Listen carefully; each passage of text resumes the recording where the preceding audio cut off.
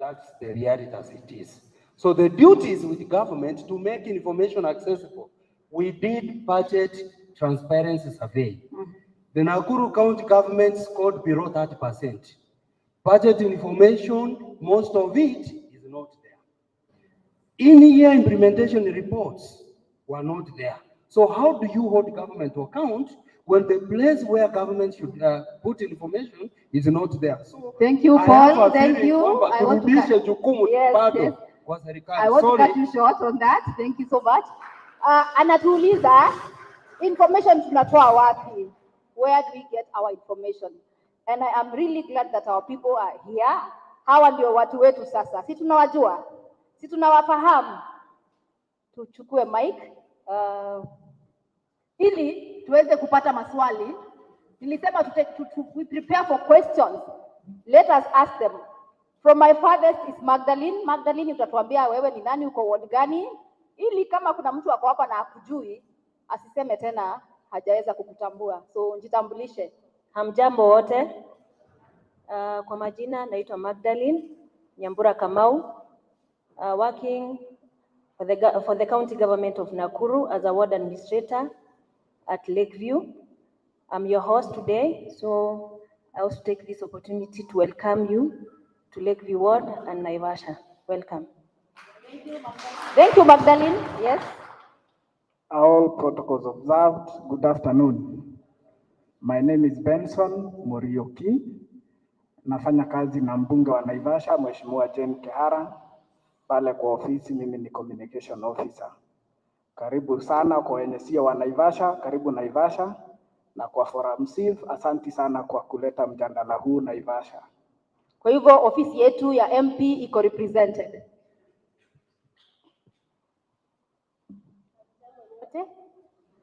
Hamjambo, mko salama? Haya, kwa majina naitwa Michelle Wamboi Karioki, ward administrator viwandani hapa. Niko hapa leo kwa ajili mwenzangu akiwa na functions ananialika. Na mimi nikiwa na functions kwangu ninamwalika because kazi ni ile ile, si ndio? Yes, ofisi yangu iko huko kwa Chief Ruto Town. Yes, asanteni sana. Thank you, Michelle. Unaweza simama ukipenda. Habari zenu. Bwana asifiwe. Karibuni kwa kanisa langu. Mimi ni Mwangelikana, ni madhabahu yangu. Lakini kazi Mungu anipatia hapa kwa DC kama SC1. Kuja kwa DC utanipata. Nataka kutoa shukrani kwanza. Najua pengine watasulika. From Steve, nashukuru sana. Maombi yangu ni kwamba kama hii kitu ingefanyika every ward. Imagine kama ungekuwa na umati kama hii every ward.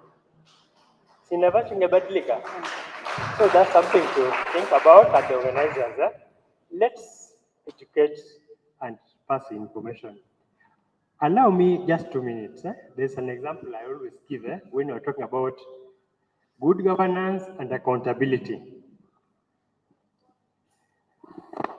Umepanda basi, si ndio? Ukipanda basi unalipa nauli. Tuseme tumekaa na Michelle. Mimi nimelipa lakini conductor amesahau Michelle. Na kila mtu ameona memsa. What will you do? You keep quiet. We are talking about governance and accountability. It's a personal thing. Will you tell Michelle wewe lipa gari? Hapo ndio mimi conductor umesahau huyu. Na Michelle unajua atasema nini? Oh, thank God.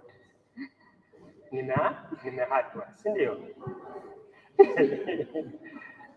So my youth, I'm happy. Unajua when I was growing up, I'm sorry, maybe I'm the oldest person here.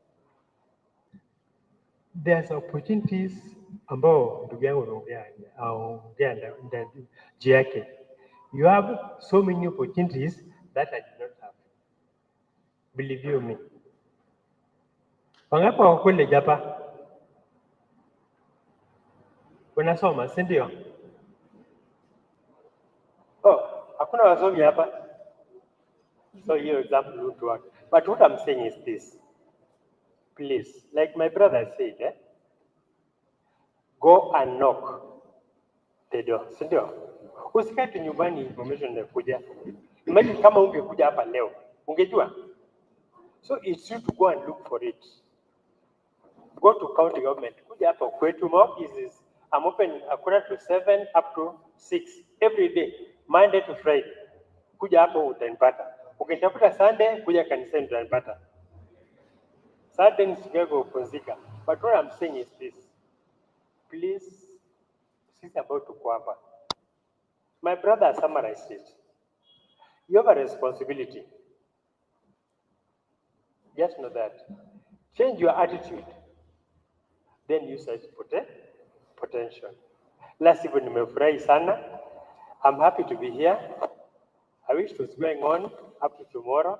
Ningetumana mwenzangu akuja angalie. Because me tomorrow I'm busy somewhere kidogo. Lakini asanteni sana. The organizers, kudos. Asante. Thank you, Jack. The ACC one, welcome.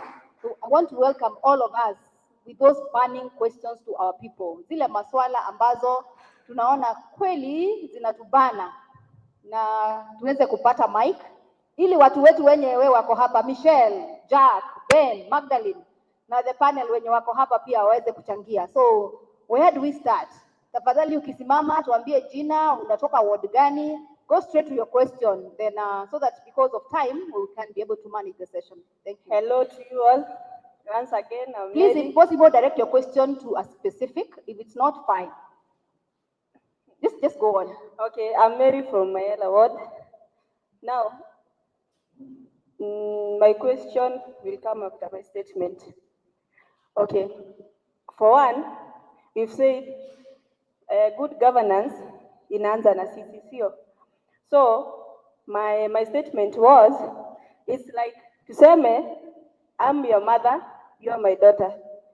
So, ikuwe like nakupatia kazi ya kunioshea vyombo, then nakwambia nitakupea 10 bob after umeosha vyombo, sio? So, tumesema corruption starts from home with us. Sisi ndio tunaanza corruption. Na ni lazima tutafute njia ya kuimaliza.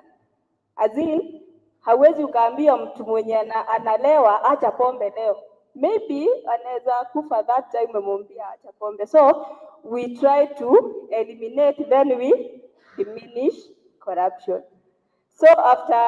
So mimi nikiwa mzazi lazima nionyeshe mtoto wangu ana jukumu lake la kunifanyia kazi, na mimi kama mzazi nikuwe kama sasa serikali nina jukumu langu kwa mtoto wangu.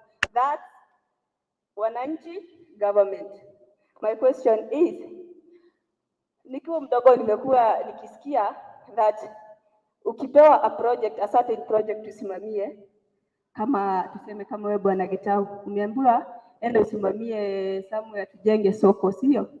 Na umepewa tuseme for example 1 million, ndio? Unaweza tu enda utengeneze something from nowhere. Na ukikuja ulizwe utawaambia your 1 million is where? Kwa hivyo hakuna mtu atakuuliza swali. So mimi nataka kujua, can that one change?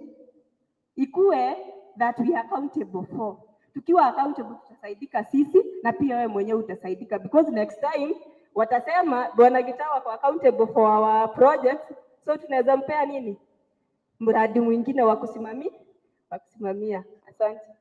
So the question, is it a question or a concern or a comment? The question is, wacha tufike kwa Magdalene labda. Magdalene naweza tupatia response in relation kwa ile kitu amesema. Naulizwa ama tuchukue maswali yote? Sawa. Let's pick the questions so that we can be ready. I'm Susan, aka Mama Boys. Mimi ni champion wa boy child from Hell's Gate. Niko na swali especially to Gitau, Mr. Gitau. Ndiye amejiita. Because I believe wakati politicians wanakujaga kufanya campaign, kuna strategy yenye wanafanyaga kufikia kila mwananchi. But when it comes to public participation, sisi wanataka tukatafute information. Why can't they use the same strategic yenye wanatumiaga wakati wanakuja wakifanya campaign? Because sio kila mtu ako kwa media. On the other hand, kama watu wa health, wakati kuna vaccine yenye inaendelea, si kuna hiyo gari yenye inazunguka ikitupea information. Why should we go for information yet it is very easy for them to bring to us? Ya mwisho Stella, ikikam hiyo public participation, wakifanya sitting MCAs, mostly they exaggerate their sitting allowances. Mbona kwa hiyo public participation wasitupea hata maji? Because hata sisi tumefunga kukuja kuwasikiza. Unakuta mtu mmoja MCA anapewa kama 5k na ni labda from 3 to 1 PM. Mimi nitakaa hapo na wanakujaga rate, wanakwambia wanakuja saa 3 na wanakuja saa 7. And what bado tutapitisha, bado hawata implement huko. Tutakuta barabara inaundwa na watu watujui, vijana wetu hawajahusishwa. We need them to use the same strategy. Ndio nataka kuuliza, mbona wao wasitumie the little the more they have, wajinyime pande moja, wahusishe mwananchi? Thank you so much. Bwana Gitao, that's your question. We want to take the second question. Yes. But then naitwa Mbodhe, hii swali napatia Mr. Paul Masese. Since umeleta mambo ya maandamano. The last time I saw maandamano ilikuwa 2007 na sisi wote tunajua venye ilienda. So maandamano imekuja tena na sufuria kwa kichwa. Okay. How far is too far? Na sisi wananchi tumeambiwa politics hizi tuhepa. Tuko hapo ndani. So what do we do as the citizens ku create hiyo kukuena rule, yani maandamano iko this far na from the politicians wakuwe to this far kwa maandamano? Thank you so much, Paul. That's your question. Please take note. Who is next? Who has a mic? How are you? We are fine. Hamjamboni. Hatujambo. Kwa majina mimi naitwa Lucy Wangare na concern yangu ni mambo ya na hii governance, ni hii mambo ya hizi public participations na vile tunatawaliwa na vile tunatawalwa na vile na sisi tunakubali kutawaliwa. Miaka mingi nimeenda hizi public participations, nafikiri tangu 97 hivi ninakuja hivi mpaka wa sasa, lakini zile mambo tunaenda hapo tunaambiwa ni mambo ya tumepanga, tumetenga, lakini implementation haturudi kujua nini kimeendelea, ni nini imepita.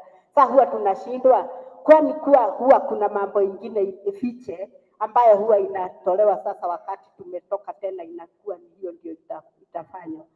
I'm very much concerned about this kwa sababu hata vile sasa tunaongea hivi tunaambiwa kuna serikali imetenga, serikali imepanga, lakini after all that inakuwa hatuoni nini.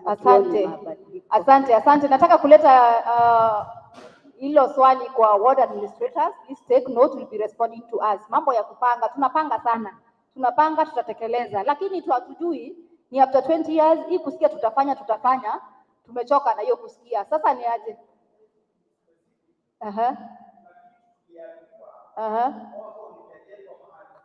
Na haikujengwa.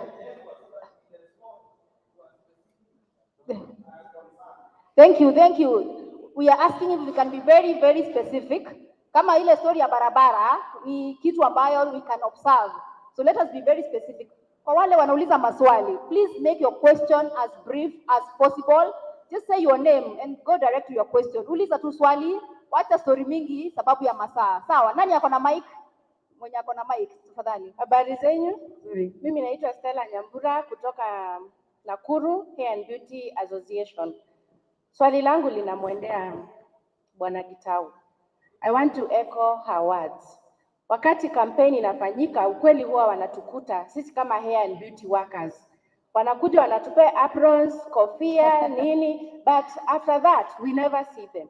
Like right now here in Naivasha kuna soko ilijengwa. Hata vile iligawanywa hatujui. We as hair and beauty workers, we've been tenants for all of these years. Kama ni watu wa matatu workers wako na stage zao. watu wa bodaboda wako na stage zao, mama mboga ako na mahali pake.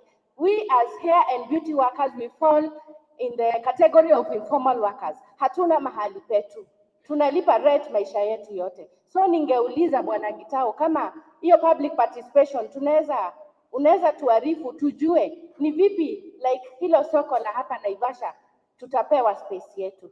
Asanteni. Sawa, one more question then we can have the responses. Nani ako na mic? Who has the mic? Okay, please go on. Habari zenyu.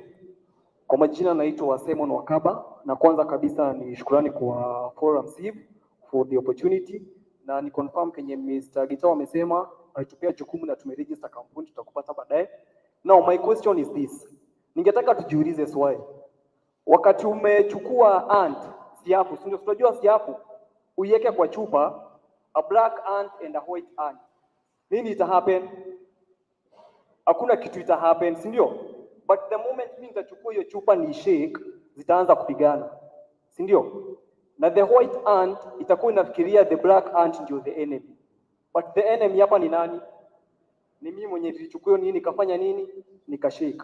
That is what happened in our community. Nitasimama hapa nianze kublame the government. Government itaanza kuniblame. Tutaanza kusema youth atufanye hivi, mnafanya hivi. And that kitu itakuwa ikihappen hapa. Tukitoka hapa tutakuwa na solution. Juu tunaona huyu anafaa kufanya hivi kuliko mtu mwingine.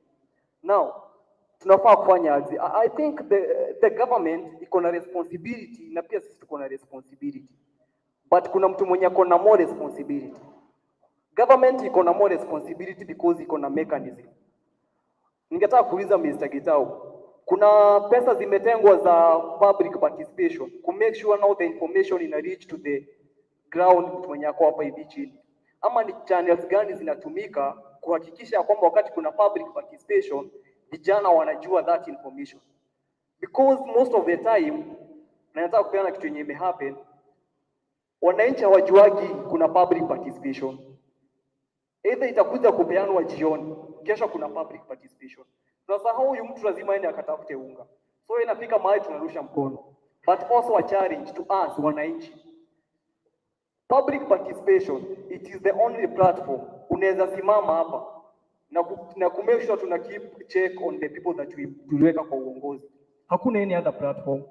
Na tusipojitokeza kusema sisi kama vijana hatutaki hivi, tunataka hivi, they are going to pass those policies na project na sisi tutabaki tukicomplain. Thank you. Ikifika mwisho tu. Yeah, please speak it short, Yes. please. Ikifika nao ni policies. Yeah, just ask the question. Yes. Ikifika ni policies zinapitishwa. Unapata kama sasa tumeamua kuna some policies zimepitishwa. Those policies ni zetu. But again, if kama mara ya kwanza hamuku to engage mkimake those policies, zikikuja zinakuwa ngumu kwetu kuadopt. Kwa sababu for a policy ama any project to work, lazima ikuwe it is a community owned and community led. Si ndio? Wasipitisha policies and then wanna to force we follow those policies. Thank you so much. Please, kindly, once I give you an opportunity, ask the question directly because of time. We have so many people who have questions.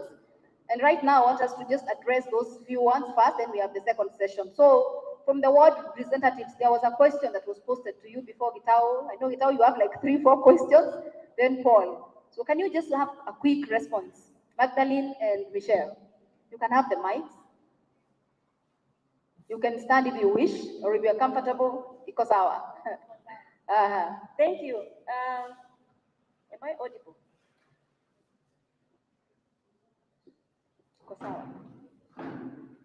Nice.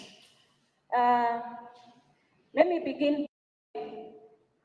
You were pay apologies, the sub-county administrator.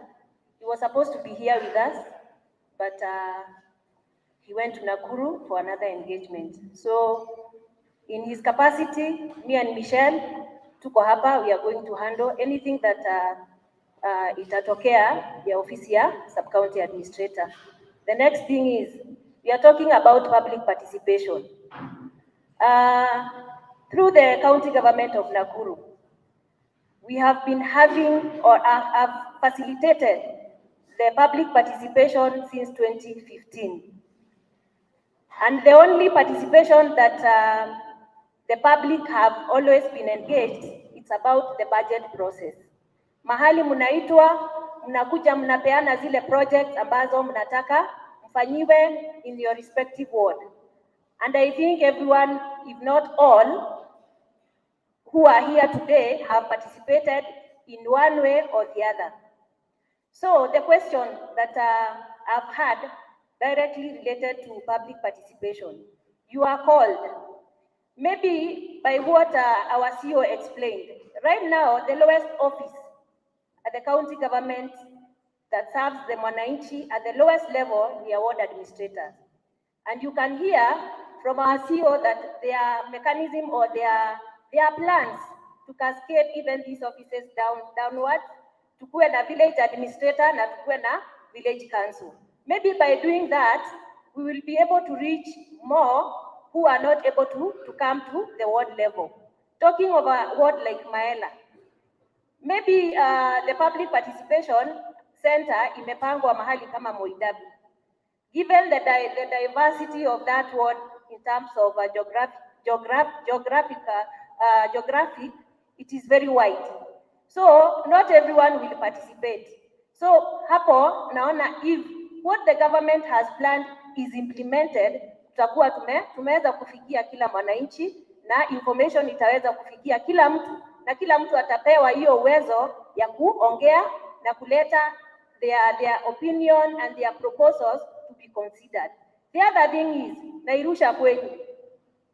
Saa zile umeitwa hiyo public participation, you come, you say, mahali fulani kama maybe Lakeview huko tunataka barabara ijengwe. There is always a budget for every ward. Like last year we had 27 million for Lakeview. Then mnakuja mnasema we want all this done na mnasema project. But it ends there. Who bothers to know whether the process ya kukuja hadi kwa ground na kama haikufanyika, nani huwa anafuata? I don't think there is anyone. Kama kuna mmoja ama wawili, maybe ni watu wachache sana wanabotha kujua ni nini hii tulisema na imefanyika ama haijafanyika. Na kama imefanyika, who are these who are supposed to do na haijafanyika. So it is also your responsibility to follow the process hadi mwisho, na kama kuna anything, tulisema tusikue tu tunapiga kelele kule. Tukisema vile serikali haifanyi, yet some things ni zetu. Sisi kama nani, kama youth, kama wakaaji wa ward. Sijui kama kuna anything else, maybe I'll talk as we proceed. Thank you. Thank you, Magdalene. Michelle, we want to hear from you.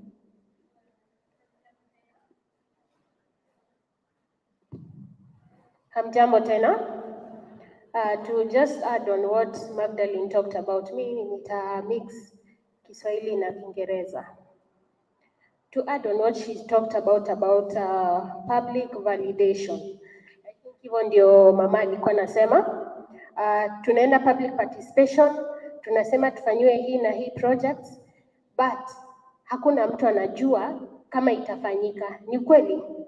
So, ma'am, I just want to tell you, unaona tukienda public participation, wananchi wana propose projects zenye itafanyika, si ndio? Aya, zinaenda huko Nakuru. After some time, kuna project validation. Now for this year, I can attest ilifanyika sub-county chambers for all the wards za Naivasha. MCA alikuwa, ward admin alikuwa, na kulikuwa na wananchi. So whatever was proposed kwa public participation, hiyo ndio tulikuwa tunakuja kuvalidate. Watu wa viwandani, tulikuwa tunauliza aje, okay, tunasoma hii project. Ni kweli mulipitisha? Ni nini mulipitisha? Mulipitisha 1, 2 and 3. Mnasema ni sawa. Tulipitisha. Tunafanya aje? Tunatik na tunasign. Wakaba, is it true? That is what happened. Yes? So, Magdalene ameuliza kitu.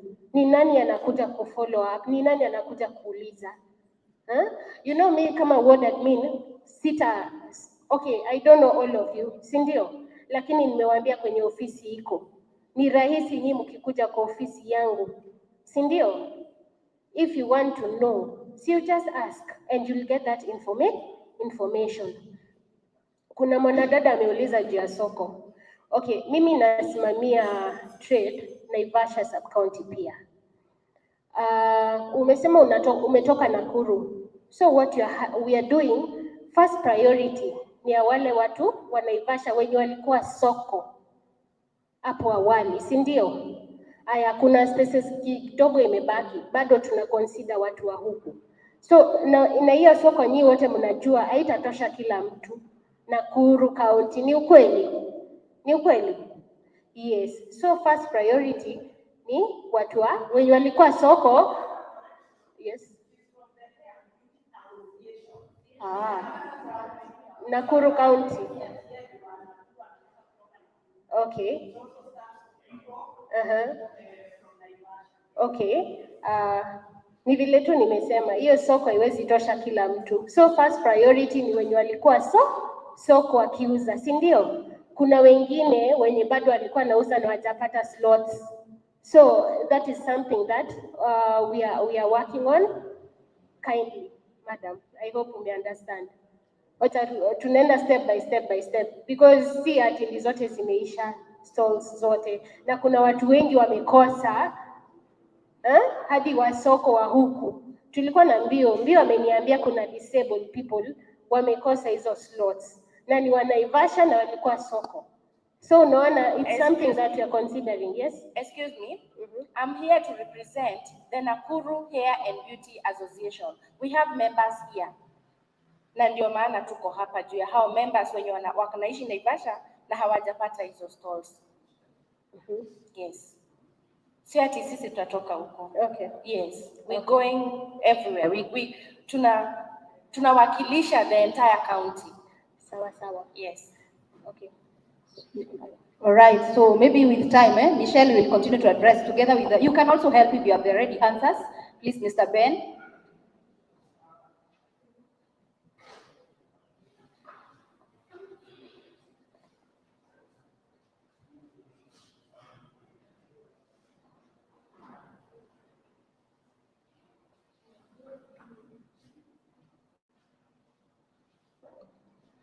I think I can add something on, seems like everyone is talking about public participation. And before we come to public participation, there's something very crucial that I'm not hearing from this hall. Most of the public participations, be it from the county government or us, the national government, are always when people are coming to propose projects that they want the government to do for them. But sometimes when I go to those public participation forums, so many people that attend those forums are not able to differentiate between what the county government and the national government are supposed to do. So you will find people are in a public participation forum organized by the county government, but they will propose projects that are supposed to be done by the national government. And the vice versa is also real. People will come to a public participation by the CDF and propose projects that are supposed to be done by the county government. And I think from the onset, I thanked Forum CIF because of this forum, because we need such forums so that we can educate our people on the roles of each government or each arm of government, so that when you attend that public participation meeting, you already know, I am attending a public participation forum by CDF, and these are the roles and mandates of CDF, or these are the responsibilities of the county government, so that you propose a very specific project that you know lies under the county government or the national government. So I think someone talked about government supporting civic education. These are some of the things I think we need to take up as the government, so that hata tukiita watu wakuja wa propose projects, wanakuja wakiwa na idea ya the kind of projects they want done by a specific institution. Thank you, Mr. Ben, representing the MP's office, and he's taking the responsibility ya kwamba watatujumuisha tuweze kuelewa hii information ni gani, tutapata wapi katika public participation, tutakuwa tunaenda kupata nini, kwa sababu tunaenda lakini we are not realizing the benefits of that public participation. So Ben, we are looking up to your office ya kwamba mimi Stella nikija, nakuja kwa nini, kufanya nini, ili tena nisije kupoteza tu wakati tu kusema mambo ambayo labda ni ya national government. Nitajua vipi hii mambo ni ya county government? Inafanywa na ward gani? Inafanywa na nani? So are we anticipating ya kwamba tutakuwa na sensitizations ama ni nini mtafanya ili sisi tuweze kujua tukija we are ready and set for the mission? From our side as CDF, we have not yet identified a certain budget to cater for civic education. But because our MP and those of us that serve under HAM are always out there in such forums, we have taken it upon ourselves that in every meeting we attend, we try to sensitize people on the roles of a member of parliament and the specific responsibilities that the national government constituency development fund undertakes, so that watu huko mashinani waanze kuelewa kazi ya CDF ni nini, so that you don't come to mheshimiwa and tell her tunataka utuletee maji, yet water is devolved. We are looking forward and we are holding you accountable. We shall have time to explain a little bit on our roles in this forum, because I think it is. We will create the session, all right? Thank you, Mr. Ben. I want to go to Gitao. You went like 3-4 questions. Please take the shortest time so that we come to Paul and Lydia and then go back to the people.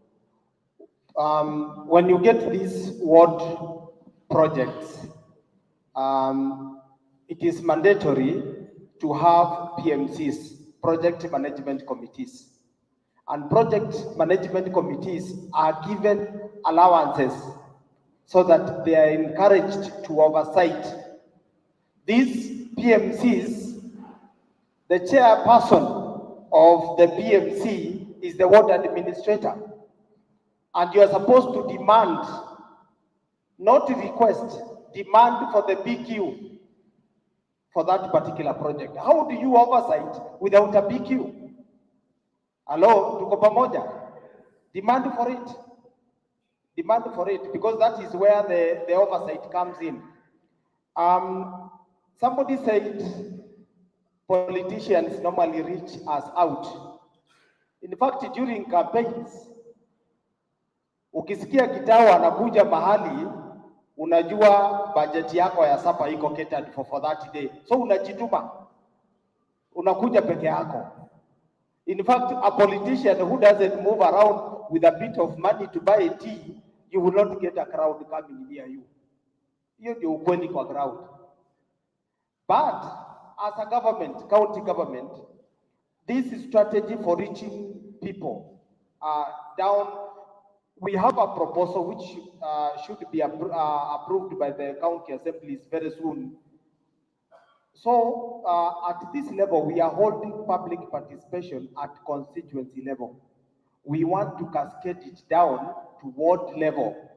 You can imagine somebody from Dabibi being called here for public participation in Viwandani here, in carrying more than 500 shillings on boda boda or matatu at personal level. So if we take it mashinani, more people will be able to access public participation. If it is ward based, and we are working on that.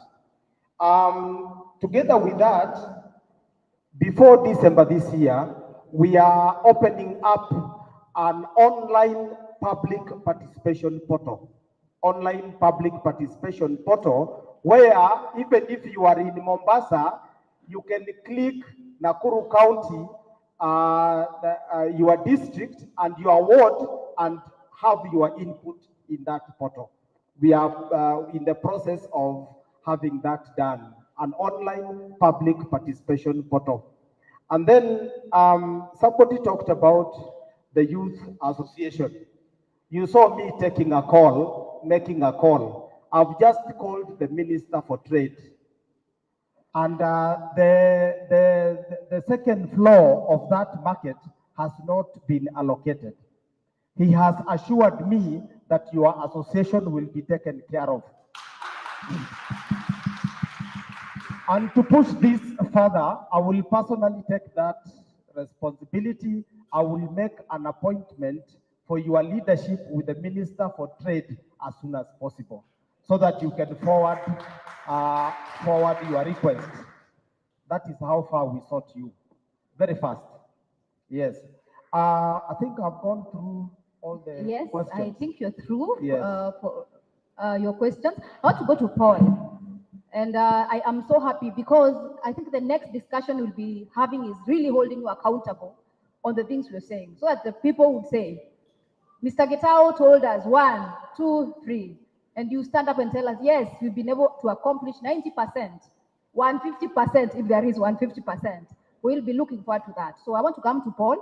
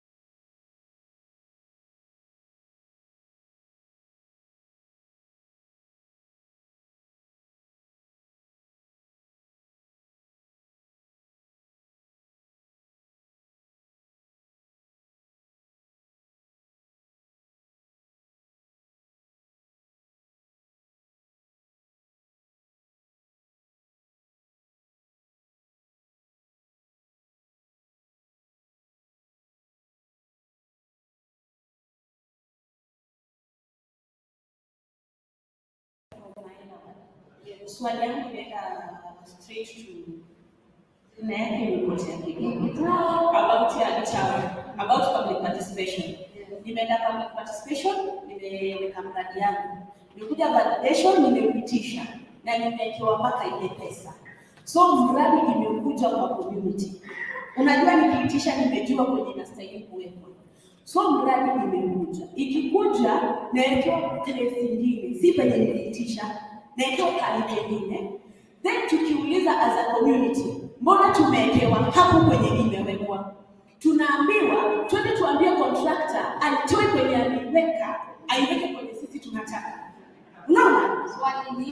Swali ni, then after imewekwa hapo, unauliza accountability.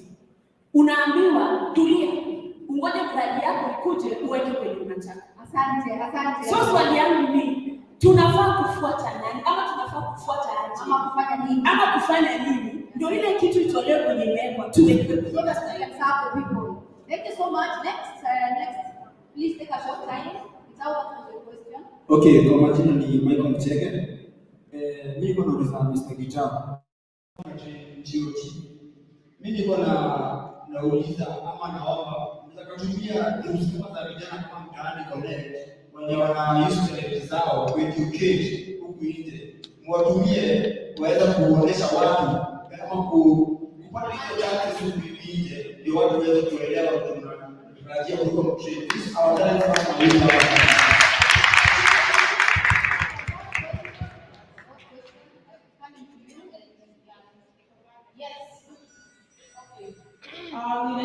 Kwa majina naitwa Mary Akini.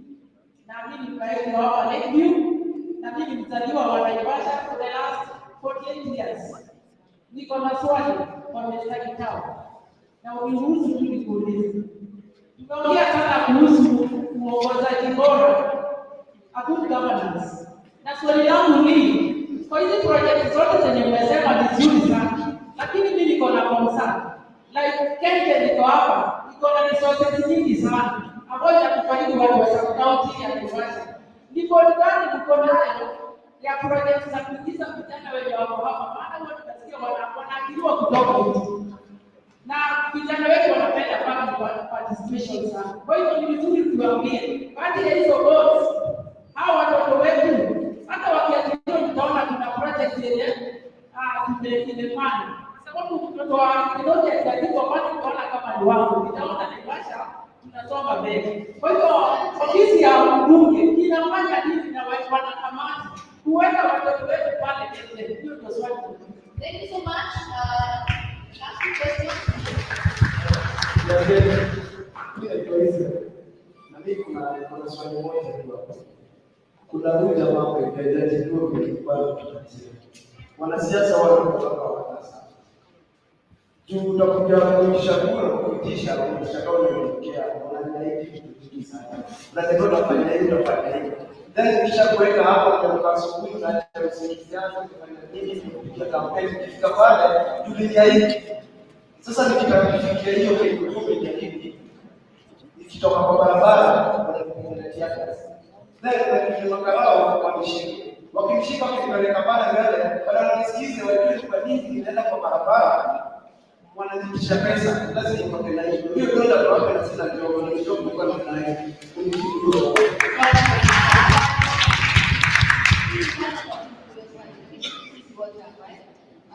Yes, last question. She's Jackie. For example, she goes to the hospital. So daktari anaongelea kakano kwanza.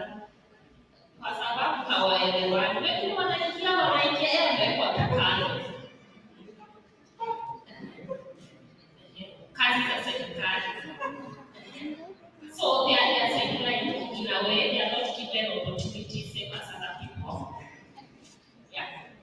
So, question based.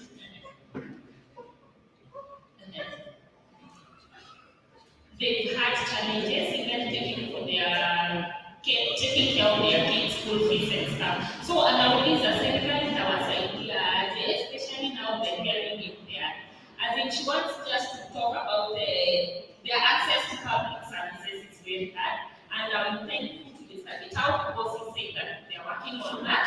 So please, to the board as Thank you so much. I want to come back to the panelists here. The very last one. Let's just give the very last 1 minute. For 1 minute.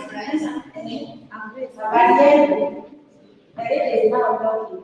Mama. Kwanza nataka kuappreciate kabisa from Naivasha, the county government of Nakuru. Nataka kuwashukuru kwa jambo hili.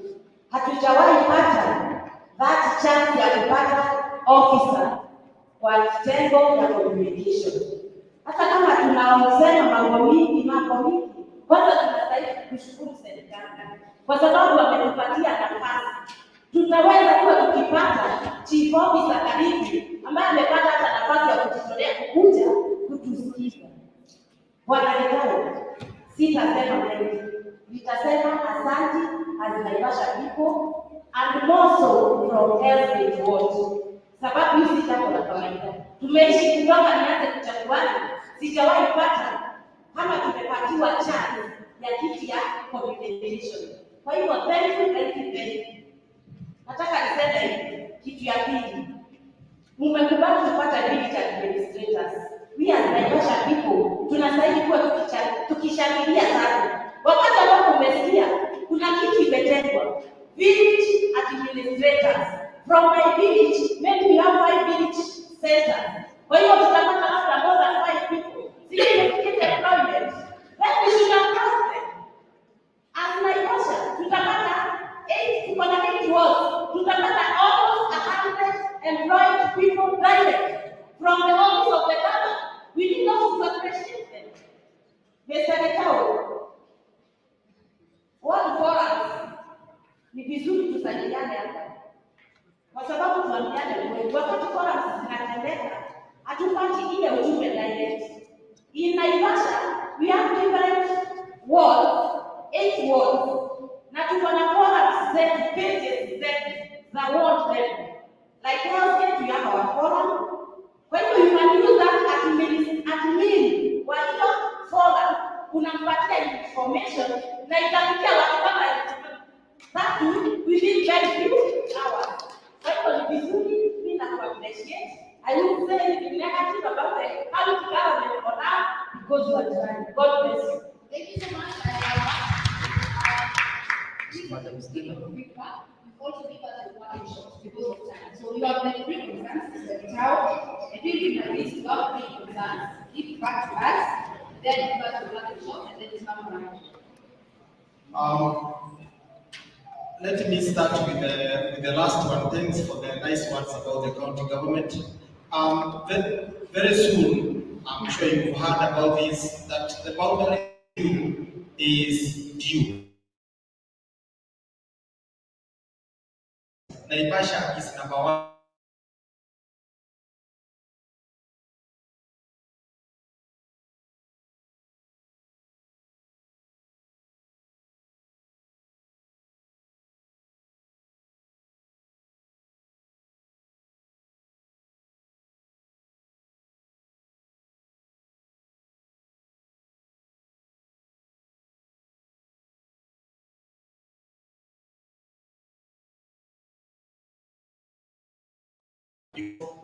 Population and number of registered voters is a crucial factor in boundaries review.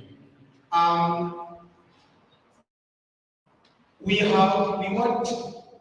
want to respond to what she has said. Yes, it is true. We are in the process of recruiting interpreters for that level of disability, and it is in the process. Now, when this, I know very few people are trained in this. Those people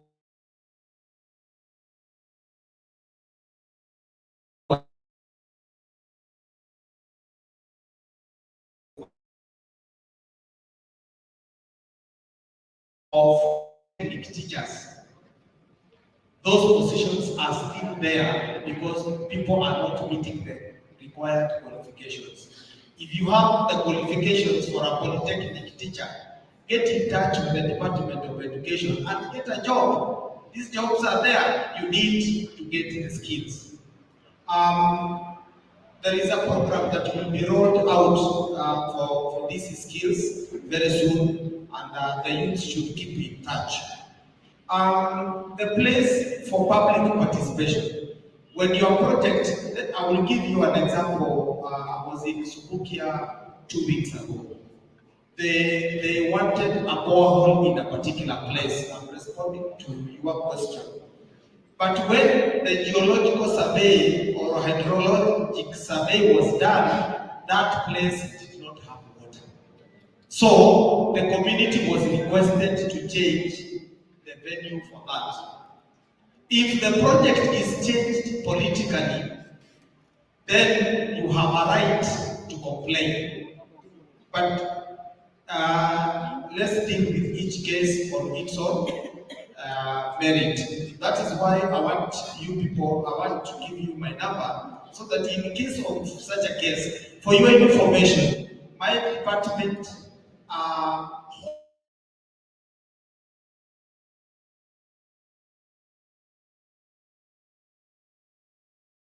water, and I will engage the relevant minister and chief officers to give me the correct answers for you.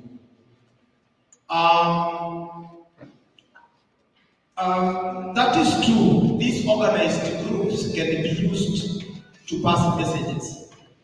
We even advertise Kimbo and Kasuku through BTP. So it is possible. That is still possible. Please make sure that you are also viable. This young man is very dynamic here. Wakaba is very dynamic. When we held the World Safari Rally, he fought for the youths to be involved in the employment inside there. And it is true they were catered for. If you speak, people listen. If you go into your bedroom and start complaining, then that is where the problem is. Wakapa came up, in fact, he talked in front of the governor. And that was a week or so before the World Safari Rally. And youth in Naivasha were involved because of his intervention. That's what we are talking about. So can they be involved as he was requesting in sensitization and other activities? When we reach there, you know these processes, city safari, once we reach there, look out for these opportunities once they come up. Say, we can do this for you, okay? And we will definitely engage. I cannot give a straightforward answer on that because it is a process and it involves budget and so forth. Kenyan and GDC, we have GDC employments the other side. We insisted that people to be employed by GDC, this is a national parastatal, so the county does not have direct authority. But my office used the office of the DC. The DC took a bit of time to listen to me. I told the youth to go to that gate and hold a peaceful demonstration. They got the jobs. Are you getting me? Kuna vitu tunatafuta kwa nguvu. Hakuna mtu atakuletea. Ukiona Kenichen wameadvertise kazi na youths wa Nakuru wa Naivasha, they have not been taken care of. Hold peaceful demonstrations at the gate. People will listen to you. Yes, go to that gate. But I think that is correct. Yes, hold peaceful demonstrations. Say this is what you are Nakuru, tunataka a share of this thing. That is one way of getting yourself hard. Lakini sio mambo ya sufuria. I think I've gone through my number now because I might not get another chance. My parting shot is, we as the county government, we have our officers on the ground, we are willing to listen to you. Please come up. Make use of my number, either on WhatsApp or direct call. If I don't pick your call, please don't complain. Please don't also reverse me. Just text. sometimes reverse calls are very irritating unless you are really in an emergency. You can give the phone number. 0720 699 296. I don't have two numbers. 0720 699 296. Especially if you use the messages and WhatsApp, I will answer you back in real time. Thank you very much. Thank you, Mr. Gitao. I want to hear some feedback from Ibalei, and then from Ben. From there, there will be Paul, parting shot, and then make use. Thank you. Do I give parting shot? Yes? Do I give a parting shot as well? Yes, as well. Can I request to stand? Because the question from Paul and Jackie about PWDs and for everybody else, PWD are doing persons with disability, disabled people, in short. The question is sensitive. That's why I have tried to stand. Paul and Jackie and everybody else, nobody will be happy kuzaa mtoto mlemavu. Hakuna mtu atafurahia. Hata Yesu anafanya nao. Akizaa mtoto mlemavu, God forbid, atafurahia. Koro yake sema, oh my God. So the first thing we need to agree what disabled is, we are special, and therefore what we want is not always available. That's what we have to do. Haiko kama ya wengine. Yetu tukubali ni haiko, so tutatafuta. Na kutafuta huwa inakuwa ngumu. It is difficult, but it is not impossible. Inawezekana. So before 2003, there was almost nothing about disability. President Moi used to appoint a commission to go what like that. But the government has put in place at least something. It is not sufficient, but there is something. It is not efficient, but there is something. So tusitafute kitu sahizi ambayo ati kwa sababu mimi niko disabled na mmeniona serikali kuja nisaidie. Nitamshaniona kuja nisaidie. Kuna process. Ni ngumu lakini tuifuate. For information for those ones in Naivasha, drink hapa. Disability Resource Information Center. Itakupea information yote about your disability. Na kama uko disabled, the first thing that you do, watakwambia ni kwenda kwa daktari. Hata kama uko kama mimi ambaye mikono iko haiko, baada daktari aenda niona aseme kweli hauna mikono, lakini wewe sasa unashinda kuuliza swali, wanaangalia ndio wanasema ulizaliwa hivi. That's the only question I'm asked. But hiyo ndio process. Tunaelewana? So let's just follow that process. Hiyo tu enda hapo kwa medical, then the medical they used to take too long. But we see the national government has defaulted the work of disability. National Council for Persons with Disability. The headquarters is in Nakuru. You go to Nakuru, everything in Amaliziwa Nakuru. Of course, it takes some time for you to get that certificate. Lakini haichukui hata kama inachukua long. Sio nataka. Tutavumilia tu.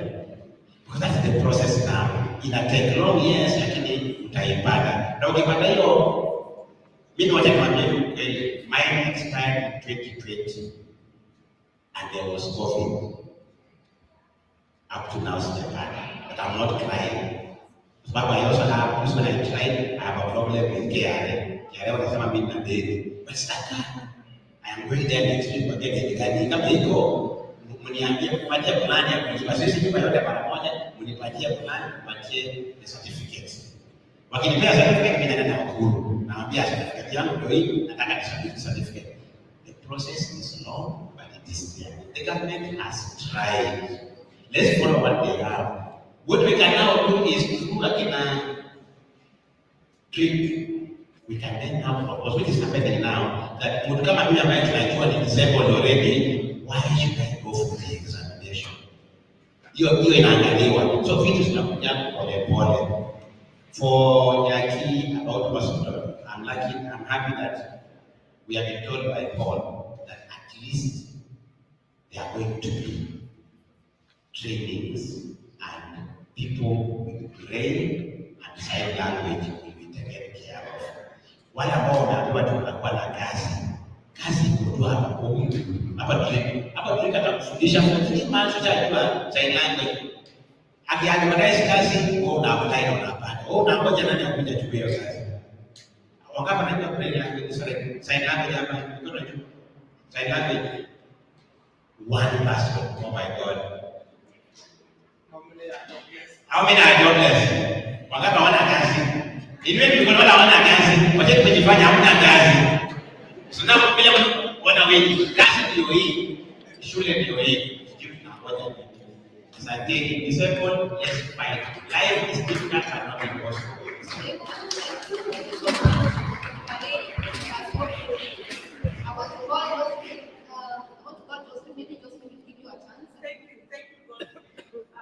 I just want to echo what Jumuika said on matters of disability. Sinikwambia biashara yangu ya walemavu every day, si ndio? Na amesema mambo ambayo nataka kuclarify. Number 1, the disability registration process. Somebody raised and spoke about it. It is devolved. Kuna hiyo disability medical examination ambaye lazima upitie kama wewe ni mlemavu. Tunaelewana? Na hiyo tunafanyia hapo free kila Jumatano, kila Jumanne ya tatu ya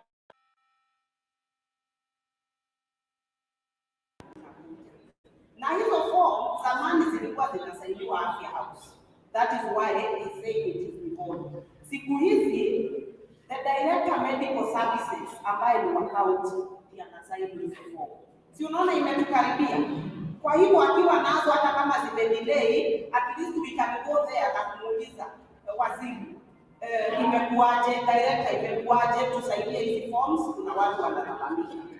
Hapo tumeelewana. Nambari ya pili, about the reassessment ambaye anasema ikiexpire miaka 5 unarudia.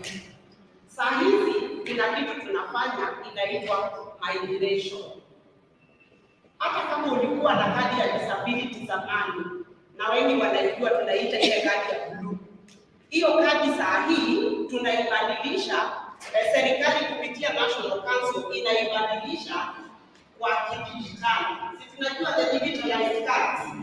Hii system zamani ilikuwa sio digitalized. Saa hii tunataka hiyo kadi ukiwa naye, ikiwekwa tu namba yote inapatikana pale. Na kwa hivyo hata kama uko na kadi ya zamani,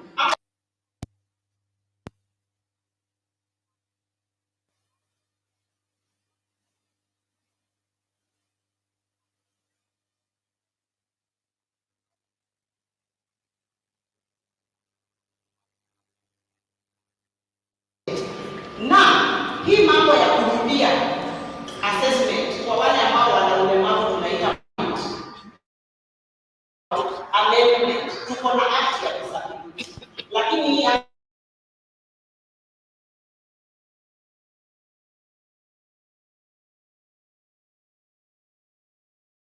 ndio sasa tuone mtu kama Godfrey, my good boyfriend, ambaye mikono halitawahi mea, si akifanywa assessment mara moja iwe ni hivyo.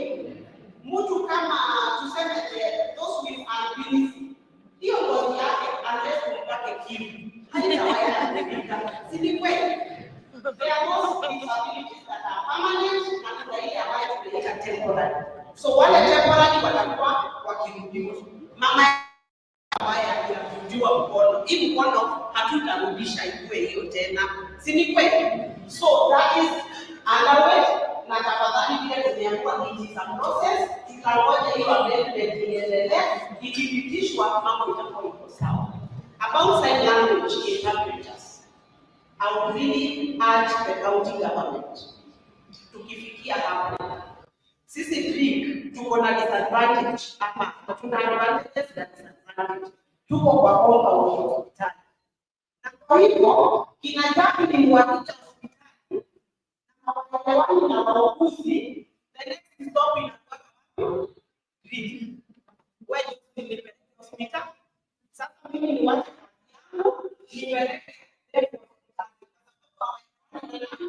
na daktari. Tunaona hiyo kazi inakuwa ngumu.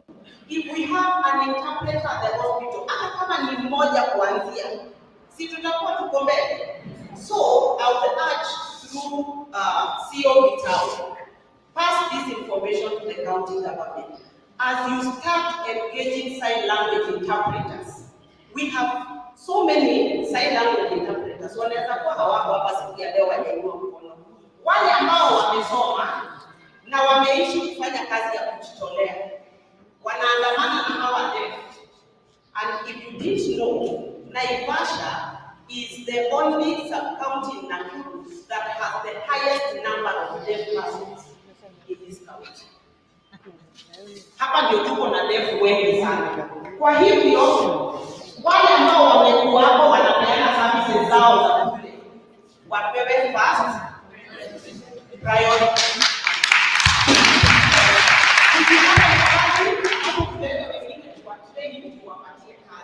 Wacha tuchukue wale kwanza wa kutrain, wasipotosha tuongeze kutrain.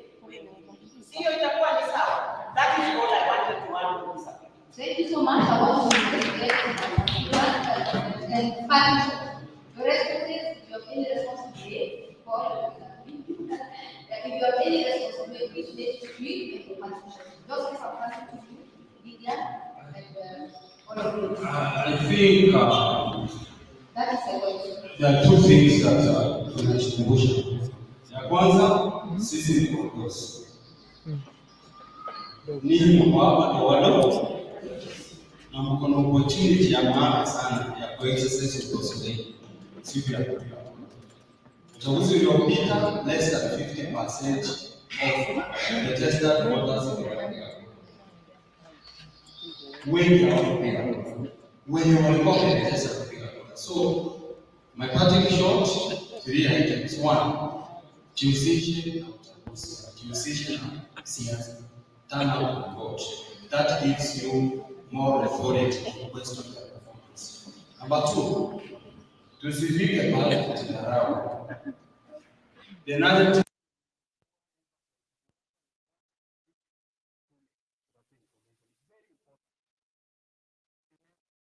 bigger responsibilities of the government to make that information available and accessible to you.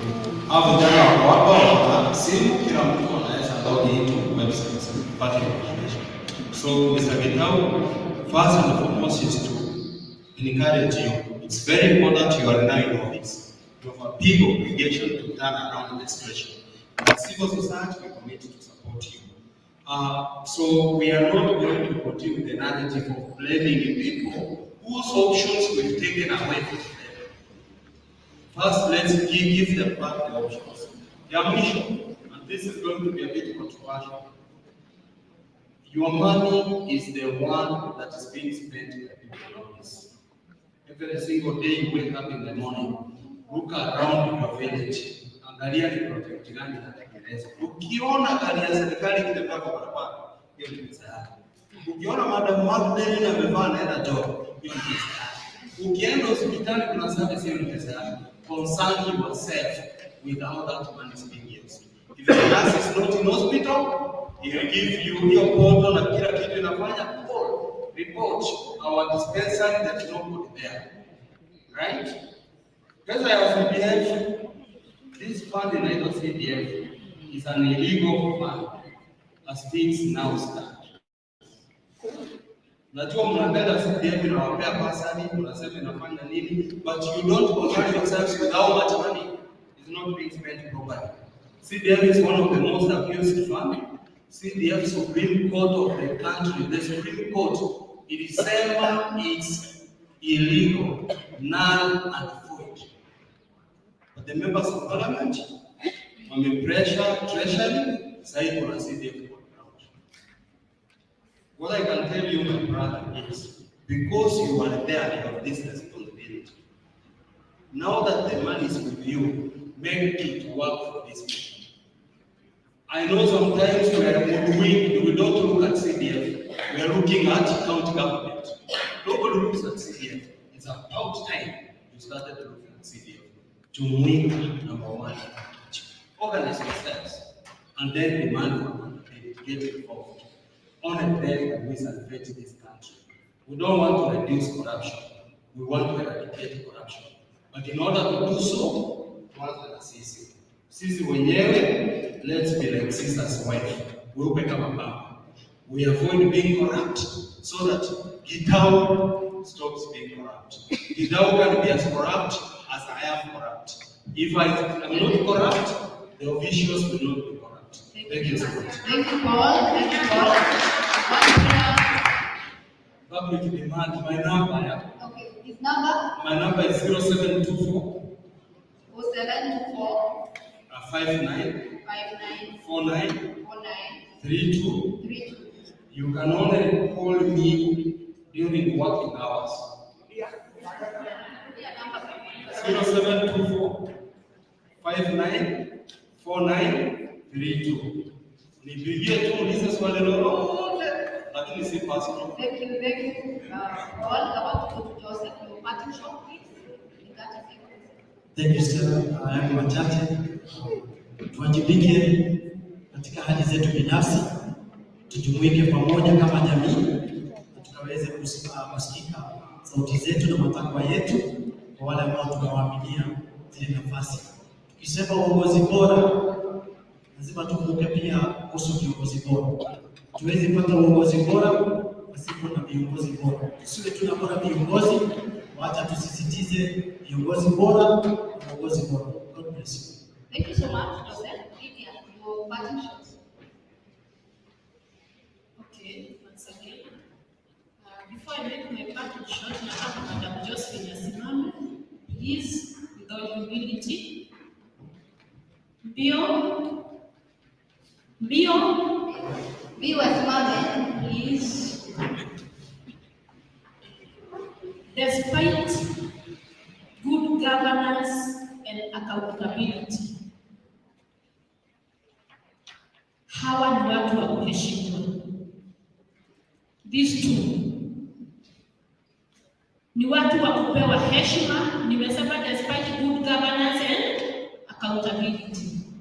Zile situation huwa wana hold trick ni situation zingine wewe binadamu wa kawaida kama hujazielewa utaenda pale uanze kulia.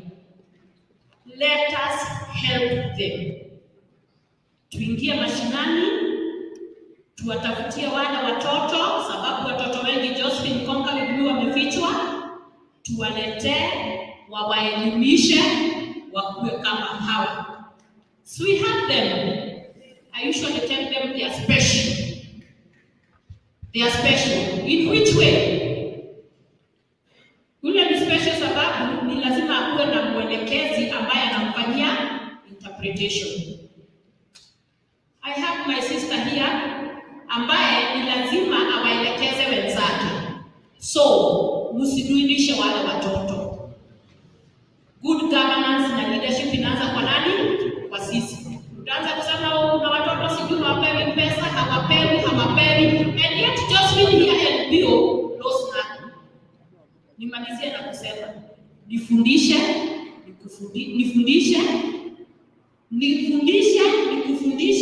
tufundishane. Tumeelewana? Nifundishe na mimi nikufundishe, tufundishane so that we have good governance and accountability. Thank you. Thank you. Yeah, we appreciate your comments and parting shot. Magdalene, from Lakeview, please give us your parting shot. Then Ben, and we come to Chapte and Michelle.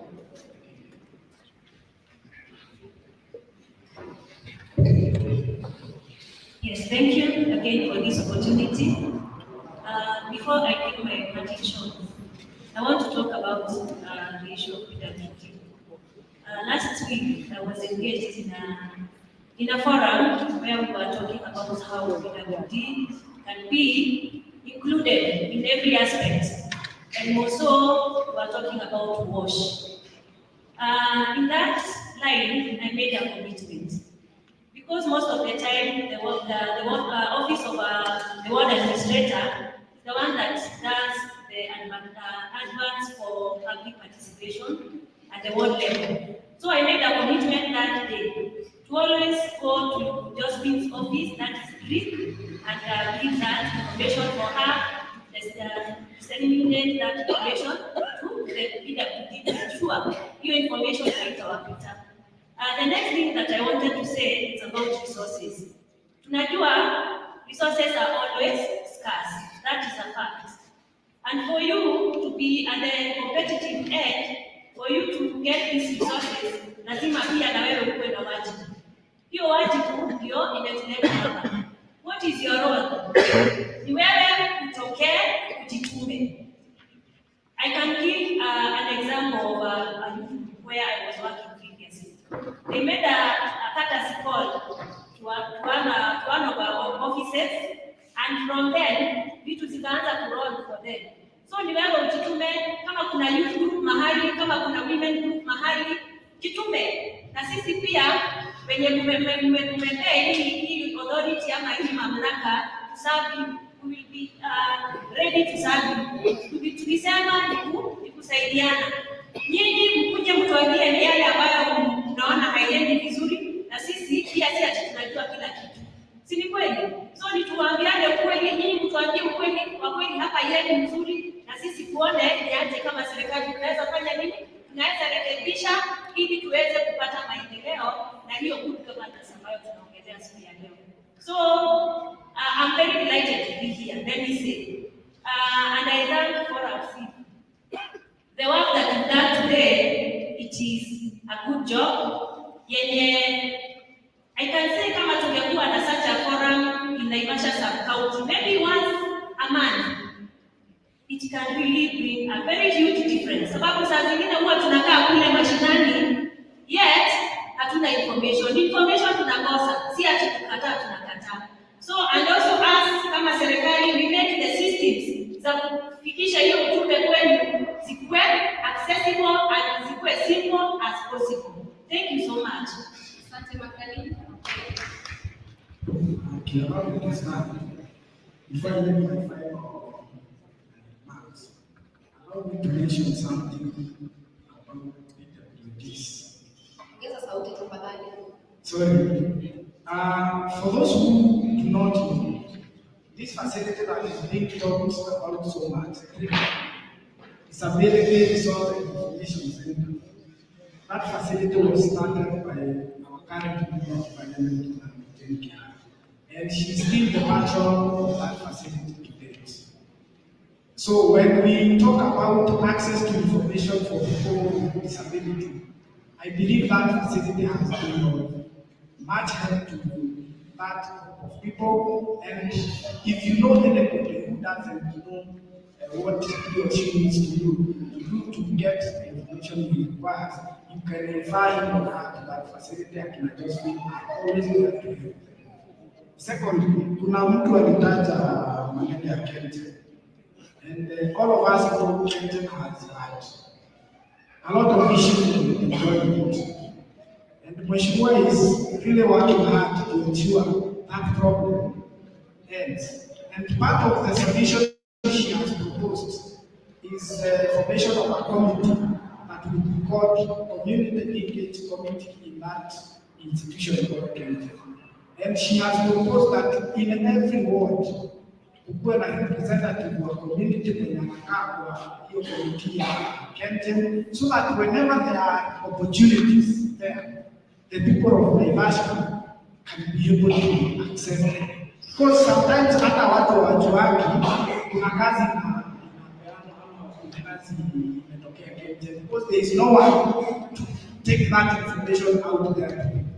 So that will be happening, and very soon that committee will be inaugurated, so that wajue, ukimwona huyu unajua this is our representative from Wandani ward mwenye anatuwakilisha huko Chapte. Ukiona kama wewe ni wa Ukaria, kama wewe ni wa Healthcare, we will have representatives from every ward, and all the government institutions, including office ya chief na ya DCC, they will be represented in that committee. Finally, I wish Robert was here. He talked about CDF being illegal. Yes, CDF is illegal, but NGCDF is not. So many people have not differentiated between CDF and NTCDF. Yes, people are confused about. I'm really glad that you made it very clear to people. What is legal, what is not legal? The case that was in court was about CPF, Constituency Development Fund, but it changed from CPF since 2015 to National Government Constituency Development Fund. So the people who took CPF to court, case ilitoka from High Court, Court of Appeal, Supreme Court, and Supreme Court pronounced CPF illegal. But by the time they were doing that, the National Assembly had already intervened and changed the CPF to National Government Constituency Development Fund, because the issue was there should be two arms of government or two levels of government, national government and the county government. CPF was seen to be another arm of government that is not in the constitution. Now CPF was put under the national government. That's why it is National Government Constituency Development Fund. And that's why we only implement programs or projects that are under the national government. So CDF, NTCDF, it's just that CDF ndio inajulikana na kila mtu. Hata ukiambia mtu ofisi za NTCDF anaanza kujiuliza huko ni wapi. But it was changed from CDF to NTCDF. And for our case in Naivasha, NTCDF Naivasha is working. And best way to prove NTCDF Naivasha is working is the current member of parliament is serving her third term in parliament. I believe watu wa Naivasha hawangemchagua mara ya tatu kama watawala CDF ya Naivasha imefanya kazi. I am seeing so many beneficiaries of Naivasha even in this hall. That's why in Naivasha currently, since last term, we have 6 new secondary schools in Naivasha, courtesy of Naivasha NTCDF. Kenodia will tell you, courtesy of Naivasha NTCDF, Harulo Primary School. If you go to that school today, it has classrooms with tiles, something that was not witnessed before you visit Naivasha. So, just wanted to confirm that NTCDF Naivasha is working. And Honorable Jen Kihara is not there. She has a lot for you, and we will be coming to your villages to implement more projects. And finally, as my parting shot, just want to announce where our offices are, because so many people confused between NTCDF offices and constituency offices. Honorable Jen Kihara has 2 offices in the country. The National Government Constituency Development Fund, which is located at the DCC's compound. If you go to the DCC's compound, you will get our office at NTCDF. We have our office at the next to Lakeside Hotel, the constituency office, the national constituency office, that handles all other matters apart from CPF. The member of parliament is elected to do so many things, and each and every time explain specific things. Finally, this was very specific from my boss. She asked me to thank Steve for organizing this forum, and the journey they have worked with. Forum Steve has been a very great partner of the drink, and having the partner of the drink, and I joined the country Forum Steve from the finance through the partnership of drink and Forum Steve. Thank you. If you don't mind, I can keep up my number.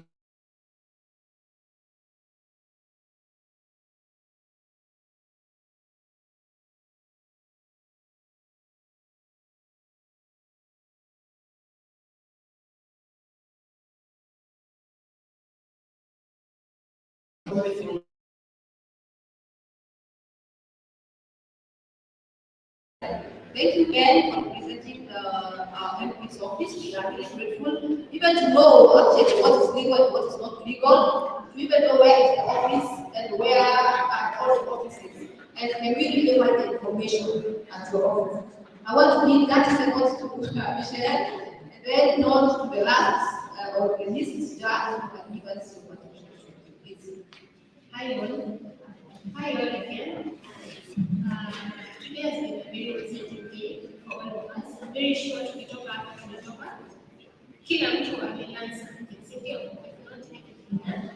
So for us here, I would like to thank you for inviting us for this forum, and I would like to say that when we get more and more forums, all of us, na tufikishe kwa watu wengine pia, ndio si wote tuweze kubenefit. Thank you very much. Thank you, Michelle. Jack, your partnership. Yes, good afternoon. Karibuni. Kwanza mchukue namba yangu.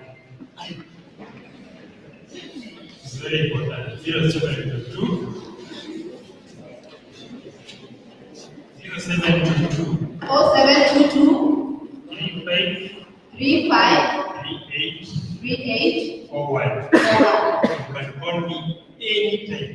You can call me anytime. Wow. 0722 35 38 41. 41. Yes. Enough has been said there. Maybe I can say. Nataka kutasa Mr. Ben na CEO. Kuna vijana hapa wengi sana wana kazi, si ndio? Tunapita kutafuta kazi, wanauliza nini? Experience.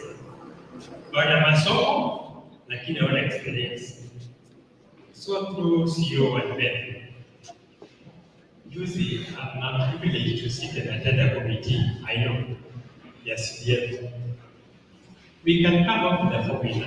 Every project kuna 2 volunteers.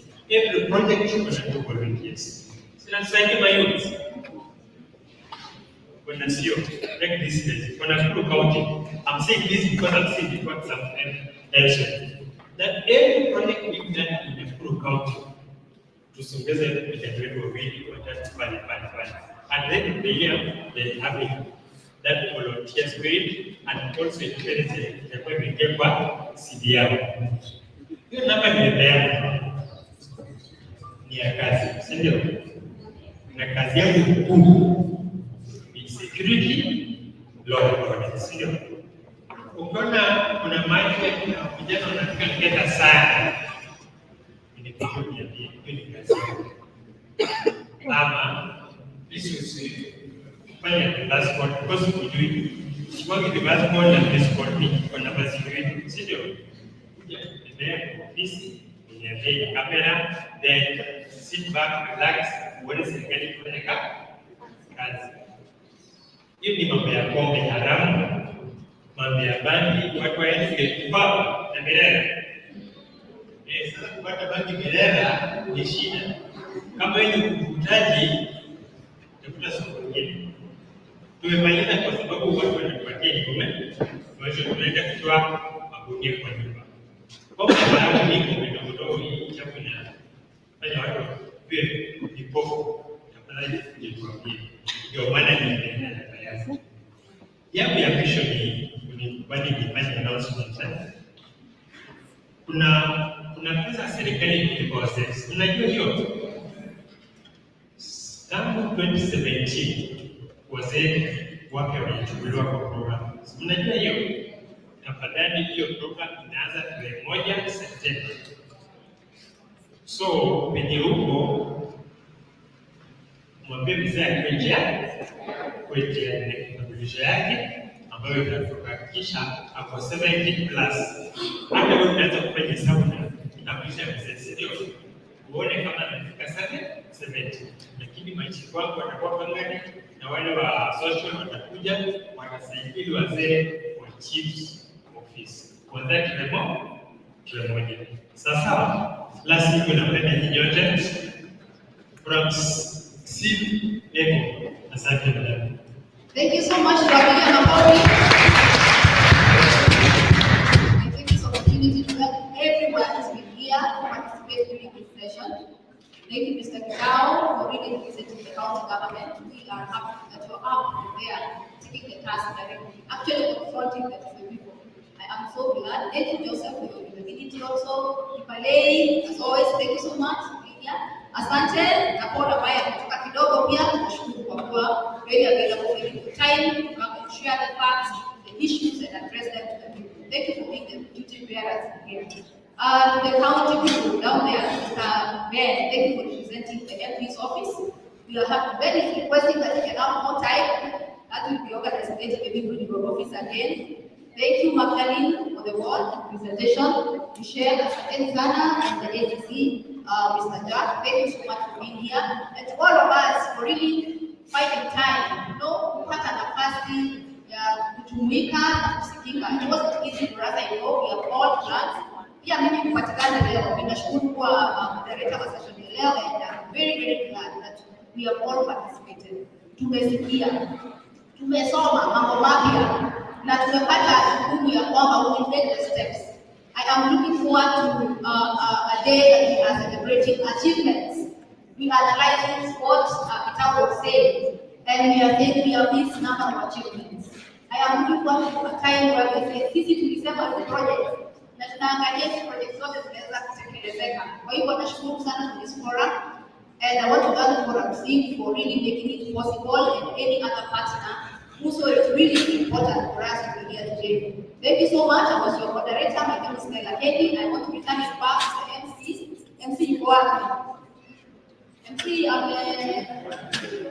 Josephine, you go out. Moderator, MC, you go out. I'm Josephine. So thank you so much. Thank you very much. Thank you very much. Madam Stella, you are welcome. I think we feel so honored. Without these duty bearers, tulisema our poet ndio duty bearers, and they have done us justice. We, the right what? Holders. Tulisema sisi ndio right holders, our ndio duty bearers. So tumefanya kazi nzuri. Panelists wamefanya kazi nzuri. Haya, kwa hivyo wakati wanajitayarisha kushuka kwenye stage, I think it will be good to do justice by giving them very nice clap. Hii clap inaitwa factorial. 5 factorial. Sasa, tayarisha mkono. Inaenda 1, 2, 3, 4, 5. Then 1, 2, 3, 4. Then 1, 2, 3. Then 1, 2, then 1. Tuko sawa? Tufanye hizi kidogo tuwe kama sawa. Let's start. 1, 2, 3, 4, 5. 1, 2, 3, 4, 5.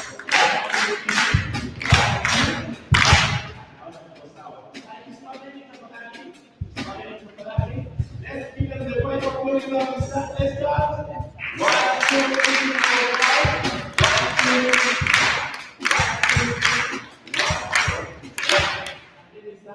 Thank you very much. Bila kupoteza muda, ningependa kuita our Naivasha finest. Let's see what he has for us in the house. Najua tumeketi chini sana. Let's see what he has finest for us. Kini makofi anapoingia. Wapi makofi yake? Sawa, karibu.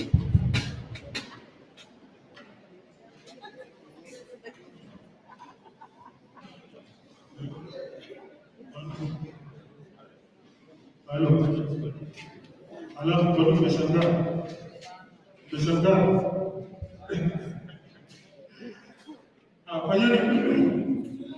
Fanyani. Semeni Naivasha finest. Sema Naivasha finest. Semeni Jumuika Sikika Mtaani. Jumuika Sikika Mtaani. That is a phobia with a prayer. Because at the end of the day, lazima tu-appreciate God kama ni aje. Kwa sababu bila God, huwezi kuwa na good governance, na huwezi kuwa na accountability, si ndio? And that's why our leaders want to take oath kama ni aje. Because they promise that they will be morally upright kama ni aje. Are you ready for this? Pretty DJ.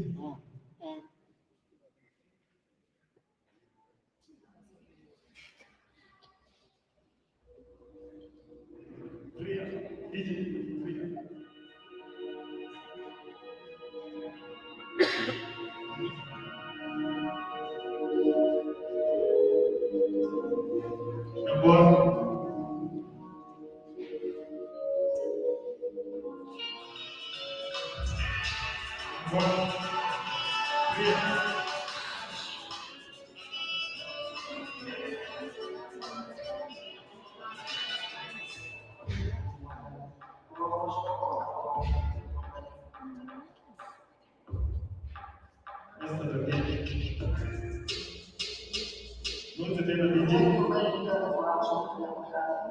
to this prayer.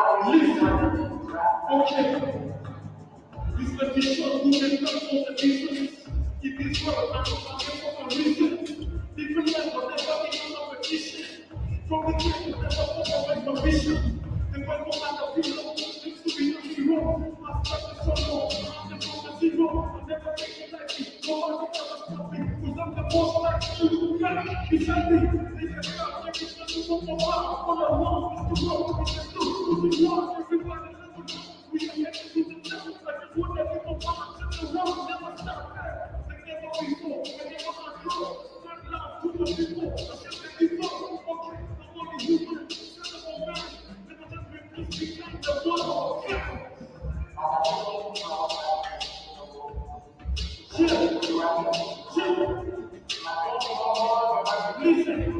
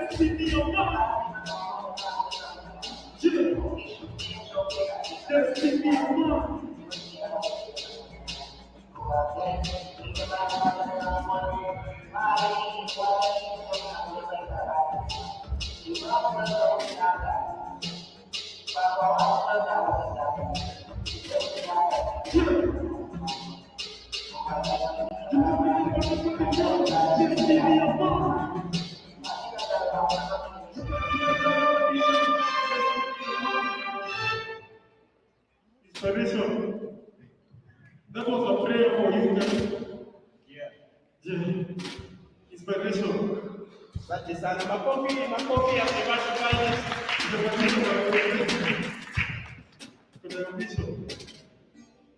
Inspiration. Listen to this.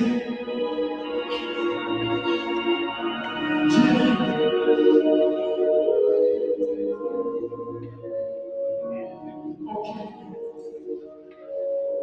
Listen. Okay.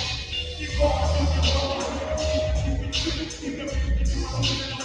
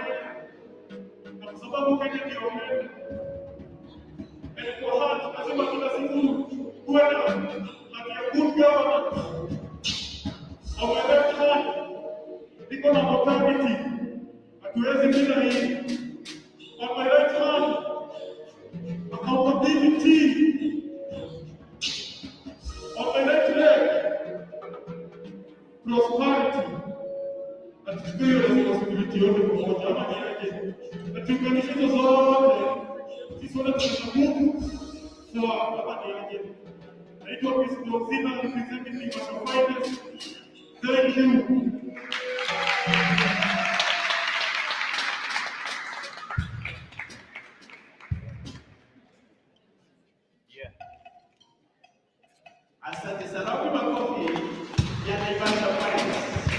Asante sana.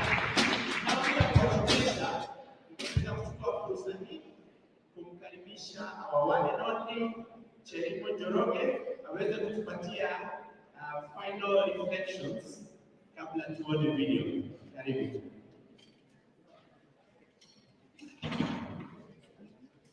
Hamjambo tena. If you can hear me, clap once. If you can hear me, clap twice. Tupatie tu dakika chache tuende na sawa sawa. So as part of my closing remarks, I want to ask Abdul to give us one video. Ningependa tuione pamoja kusanya reviews ya uongozi bora na uwajibikaji, good leadership and governance. So tutaiona, alafu nitasema maneno machache na tutakuwa tumemaliza siku ya leo. Sivyo? I over to you. To brag about how we should fire people, having a horse, coming to brag about how we should fire people just because. But who's being held accountable? How do we get our money back?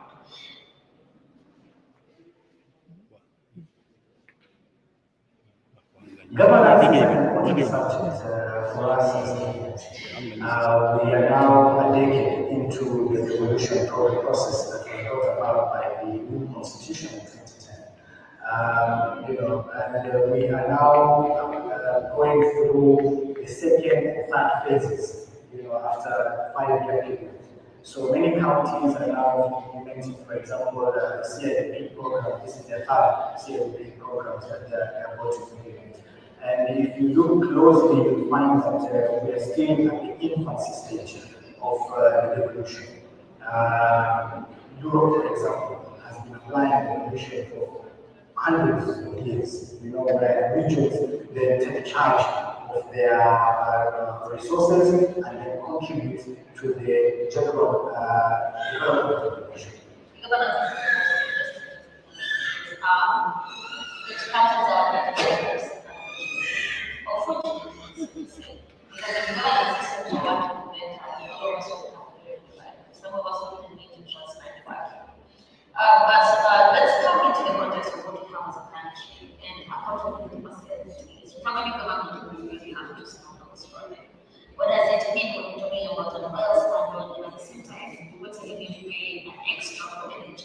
We have a new NHI that's coming up.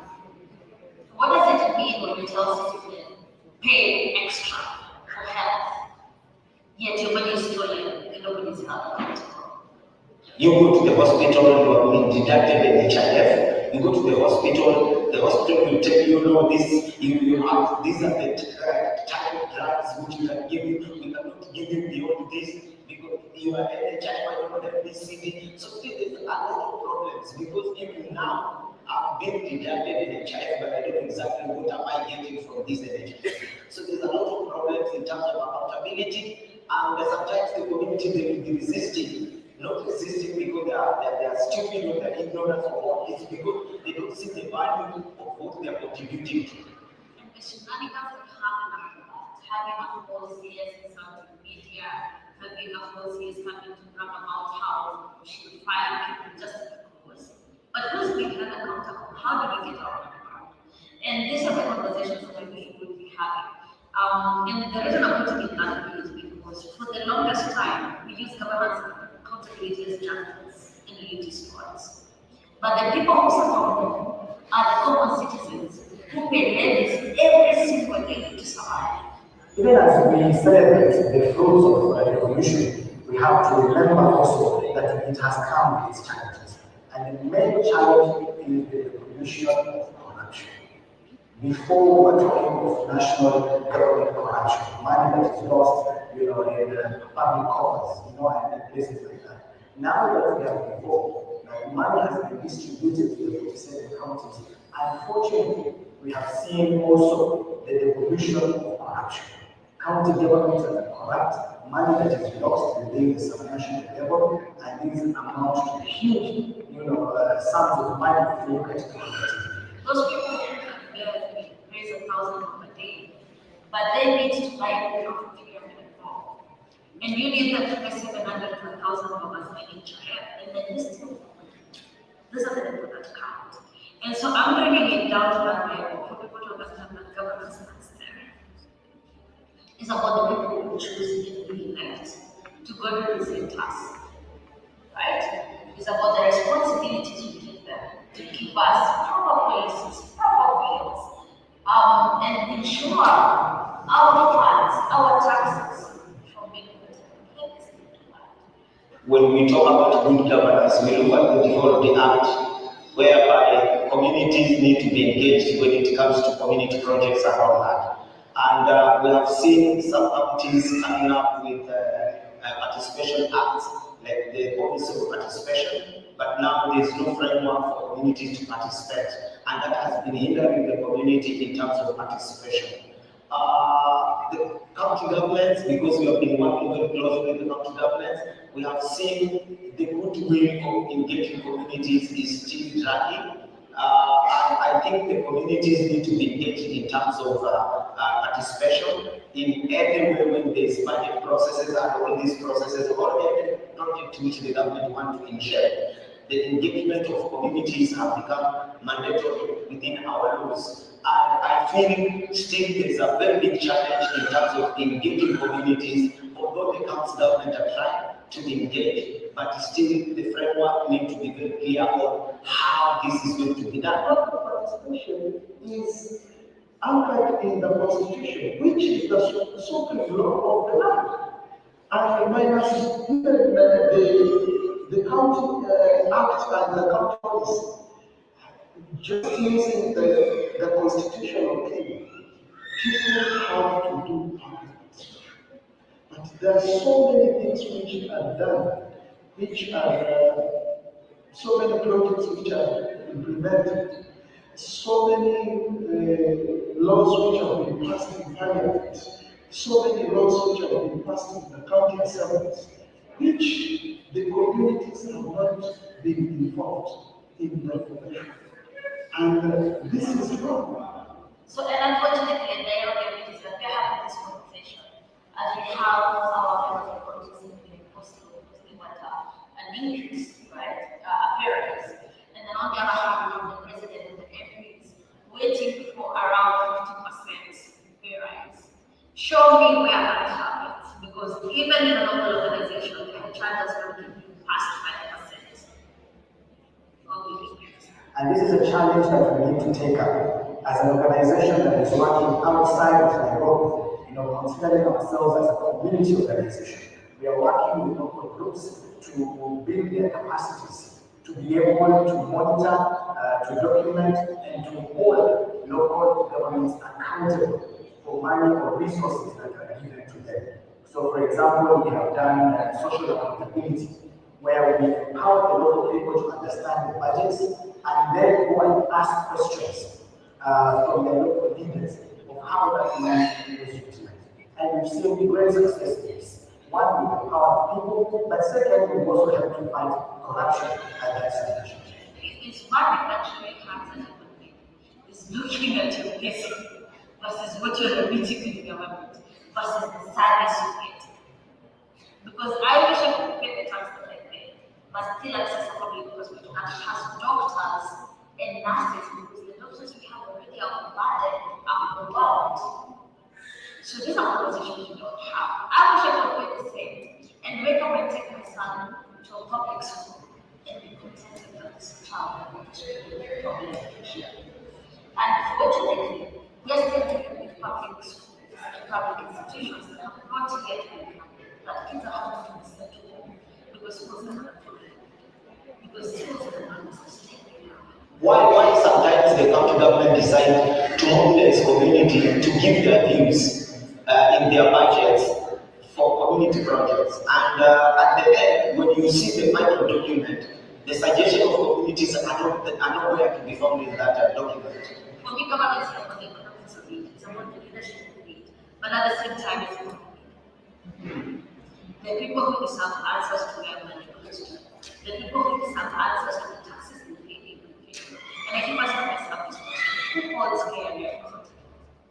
What are the leaders doing to fight corruption at that subnational level? And the citizens really and genuinely know what it means to have a functional governance system.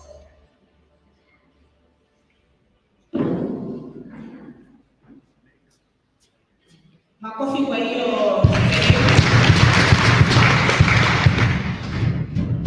So, ningependa kufunga hii conversation na kusema ukuni za tulivu here ni serikali lazima iwajibike, si ndio? Na ya pili ni sisi pia lazima tuwajibike, si ndio? Tunakubaliana? Ya kwanza ni serikali lazima the government must be accountable, lakini pia sisi lazima tuwajibike. Na kufahamisha hii ujumbe, ningependa kufanya kitu kimoja. Sawa? Nitasema maandishi ya rangi ya nyeusi, alafu kwa hiyo maandishi ya rangi ya hivi rangi gani? Rangi ya pink. Itanisaidia. Sawa sawa? Tusipofanya hawatajua tunaweza. Tusipofanya hawatajua tunaweza. If we don't engage in public participation, they will not know we can participate. That way, they will not know we are able, and they will not value us as citizens. Lakini pia serikali, if the government does not do what they have said they will do, hatutaona, sivyo? Na tunajua huyu mbunge wetu, huyu MCA wetu anaweza, sivyo? Hatujua anaweza, and we will not value them. Tunasema tu alikuja na kamaliza tabia yake tena, sivyo? Wamama, vijana, hiyo yote ni yetu. Nasema hii kama tumeongea hapa, tuko na lazima tuwajibike, sivyo? Na usipofanya watu watakudhamini kwa ile kazi unafanya. Sawa sawa? Acha tujaribu tena. Tusipofanya tutatumia hii mkono ya left. Kama tunasimama na kimoja kwa mkono. Tusipofanya hawataona. Watajua tunaweza. Hawatakudhamini. Tusipofanya hawataona. Watajua tunaweza. Hawatakudhamini. Najua masaa ya lunch tumepita, sivyo? Lakini tutatumia nguvu ya mwisho kufanya hii pamoja. as a statement from hii Jumuika Sikika Mtaani. Si tumejumuika, tumekuja pamoja, si ndio? Tumesikika, tumeambia waongozi wetu na wamesikia, si ndio? Hapa mtaani. Sijui kama mmeona kuwa citizens ndio wamekaa pale na viongozi wamekaa nyuma. Umeenda mkutano kama hiyo mwingine? Hii ilikuwa design kwa sababu ni mkutano wetu, si ndio? Haya, simameni. Haya, tunatumia nguvu yote imebaki ya mwisho. Tuliona tuliangalia kwa hata lunch wanaangalia kwa tutumie nguvu yote. Nikiita kategori yako nawe unawajibika. Sawa sawa? Tusipofanya hata ndio tunaweza. Tusipofanya hata ndio tunaweza. Akina mama tusipofanya hata ndio tunaweza. Akina mama tena tusipofanya hata ndio tunaweza. Kijana yaani you tusipofanya hata ndio tunaweza. Kijana tusipofanya hata ndio tunaweza. Wale wako people with disability loud and proud. Hebu tuwasikie. Walemavu tusipofanya hawataona. Hawatajua tunaweza. Hawatatuamini. Tusipofanya hawataona. Hawatajua tunaweza. Hawatatuamini. Wazee tusipofanya hawataona. Wazee siwasikii. Wazee tusipofanya hawatajua tunaweza. Haya, acha tusikie serikali. Kuna watu wa serikali wadogo, acha tuwasikie kwa sababu tunataka kujua watafanya kazi, si ndio? Serikali tusipofanya lazima kwanza sababu kwa wachache. Acha tuwapatie kwa example. Watu community iko. Community, sisi wote kama community. Acha tuwapatie kwa example serikali. Community tusipofanya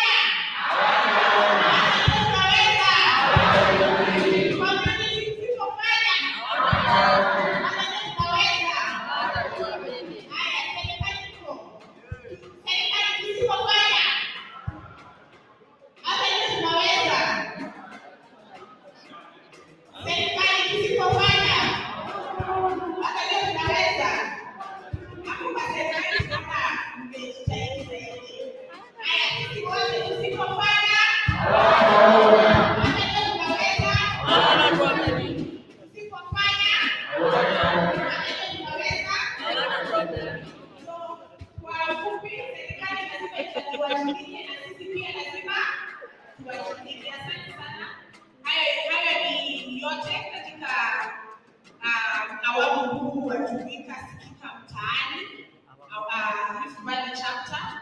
Asante sana, mmekuwa sawa kabisa. Tumefurahia hilo mazungumzo. So ningepea MC ningesema peleka watu lunch. Tuwapeleke lunch. Asante sana. Thank you very much. Wapi makofi ya Cherry Mo? Ametupeleka sawa, wapi makofi yake? Ametupeleka sawa. Tusikie kile amesema kama tutapeleka sawa. Tusipofanya hawatajua tunaweza. Asante sana. Hayajabili chini. Sasa nimeambiwa kuna njaa. Na tuliwaonyesha example na kuweka studio. Sasa unaweza imagine lunch itakuwaje. Lakini sasa uzuri wa lunch sitawaharakisha mkule haraka. I want you to take all the time ukikula hiyo lunch, ndio ikiteremka ujue hiyo ni forum siku inasema asante kwa wewe mwenyewe kubali kujumuika ili ufanye nini? Asante sana. So kabla tuende hapo kwa lunch, kuna itaita Palma. Palma anapokuja pia mpigeni makofi anapokuja. Wewe ni kijana wa mtaani ndio unafanya maajabu. So ningependa pia tuchapamshe kidogo ili tuweze kwa mudi ya lunch, sio?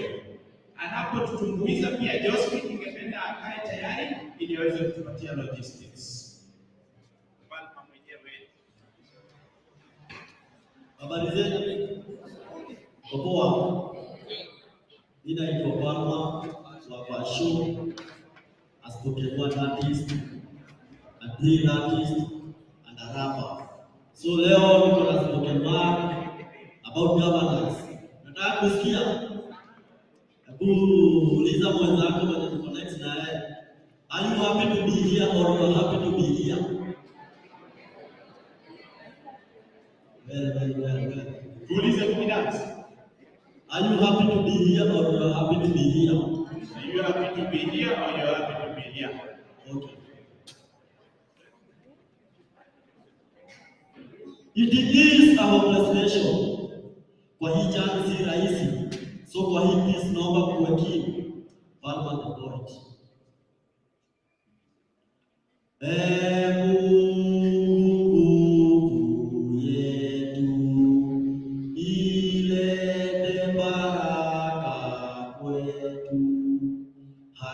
Iwekao na mlinzi na tukae na uhuru, amani na udugu, raha tupate na ustawi.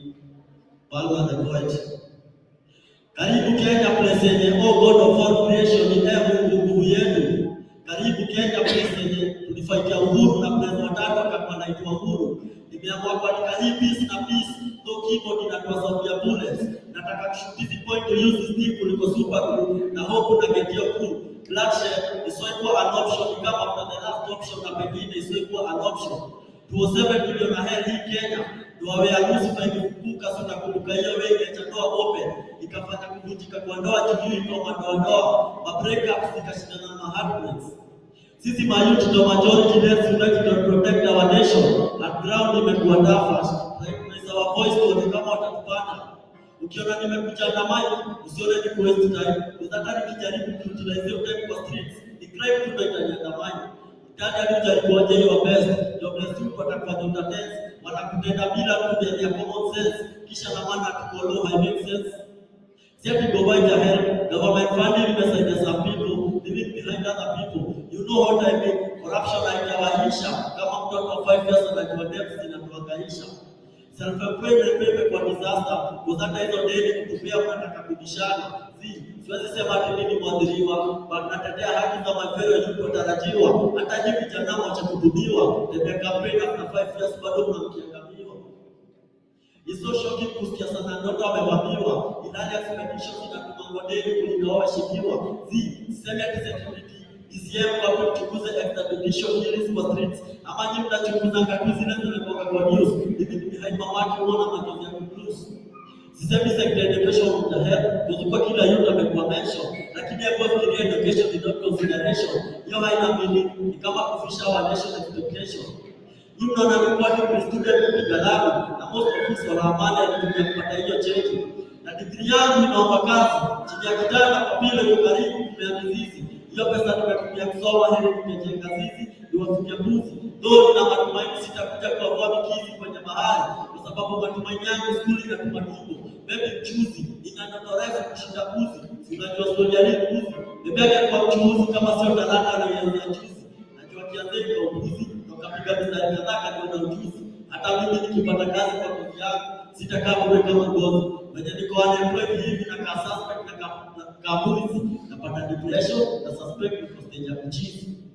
Na for the wrath of the nation sisi mayouth ndio majority gavasi to misuse. Wanabloodia mbele ya kamera ikifika nyuma ya kamera wanaitana my brother wakihama dina. Maisha imekuwa ni kipima joto. Wapo uliona chenye kilifanyika Maseno Kampo. Na mimi feel bad ukiona ya life ikipotea. Afani, muda tunafaa kuishi na Mungu kubaki zaidi kwa watu pia na pia gas inajaza watu maisha na gas. Sisi tuone for their own benefit too. Ndio maana nasema ukabila huwezi. Palma mkwaji.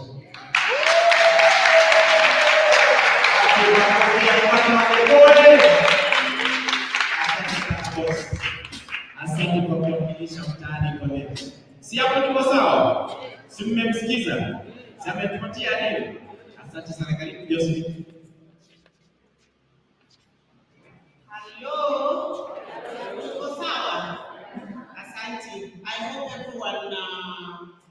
appreciate today's session and that we don't regret being here. Do we?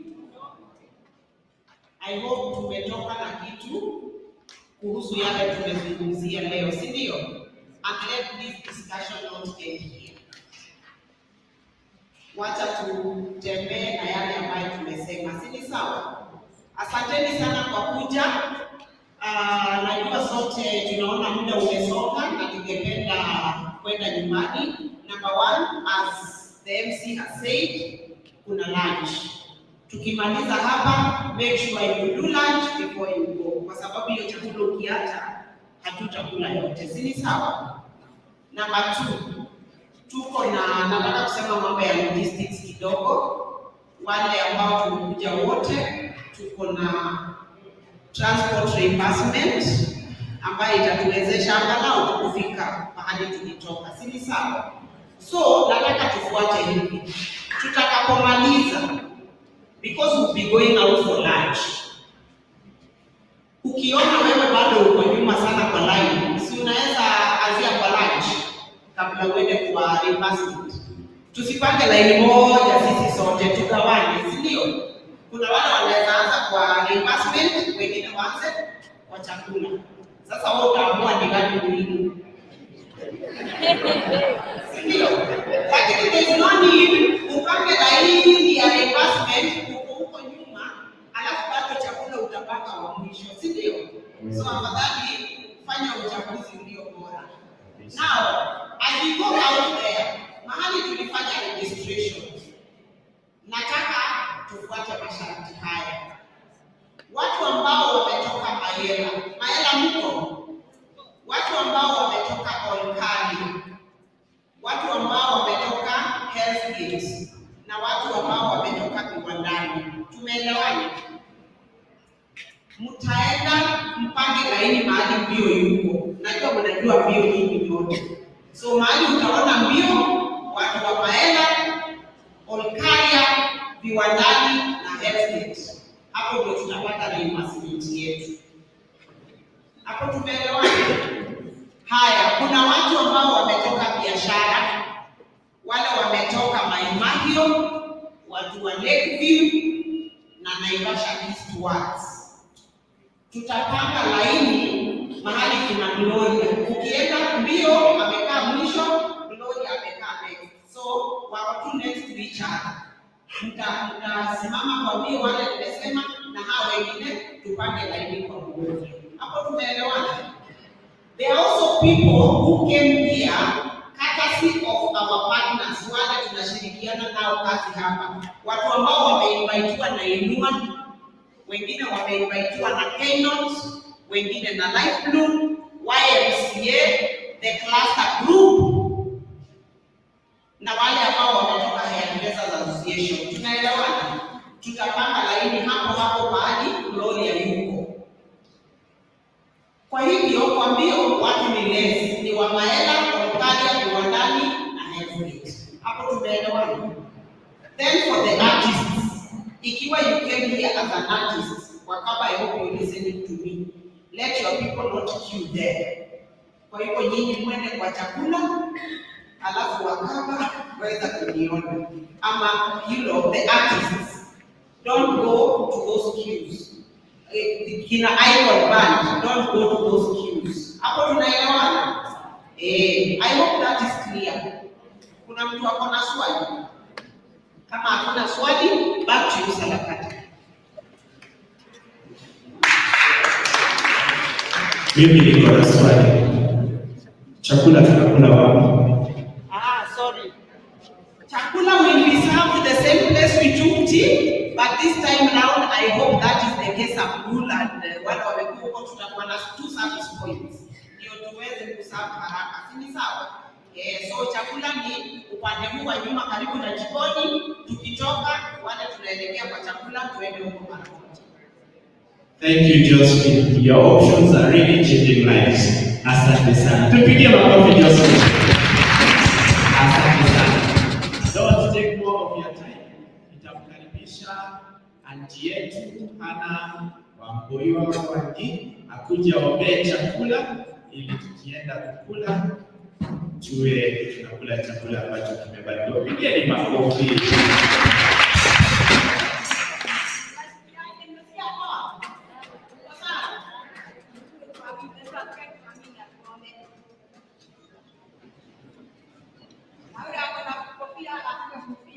Wanaume sio mimi. Nasema wanaume ndio wanasifu maneno mengi. Beba hapa mshindane Bwana, mkononi yako ukionyesha mshindane Bwana. Angalia tulikuwa na walimu wetu wametufunza vizuri Bwana, tukienda mashindano twende sifanye hiyo kazi kwa shauri ya kujitolea katika jina la Yesu Bwana. Endelea kubariki serikali yetu kwa sababu kwa miguu ya serikali haina amani, tutakuwa siku ya leo hapa Bwana. Endelea kubariki kwa njia mbalimbali.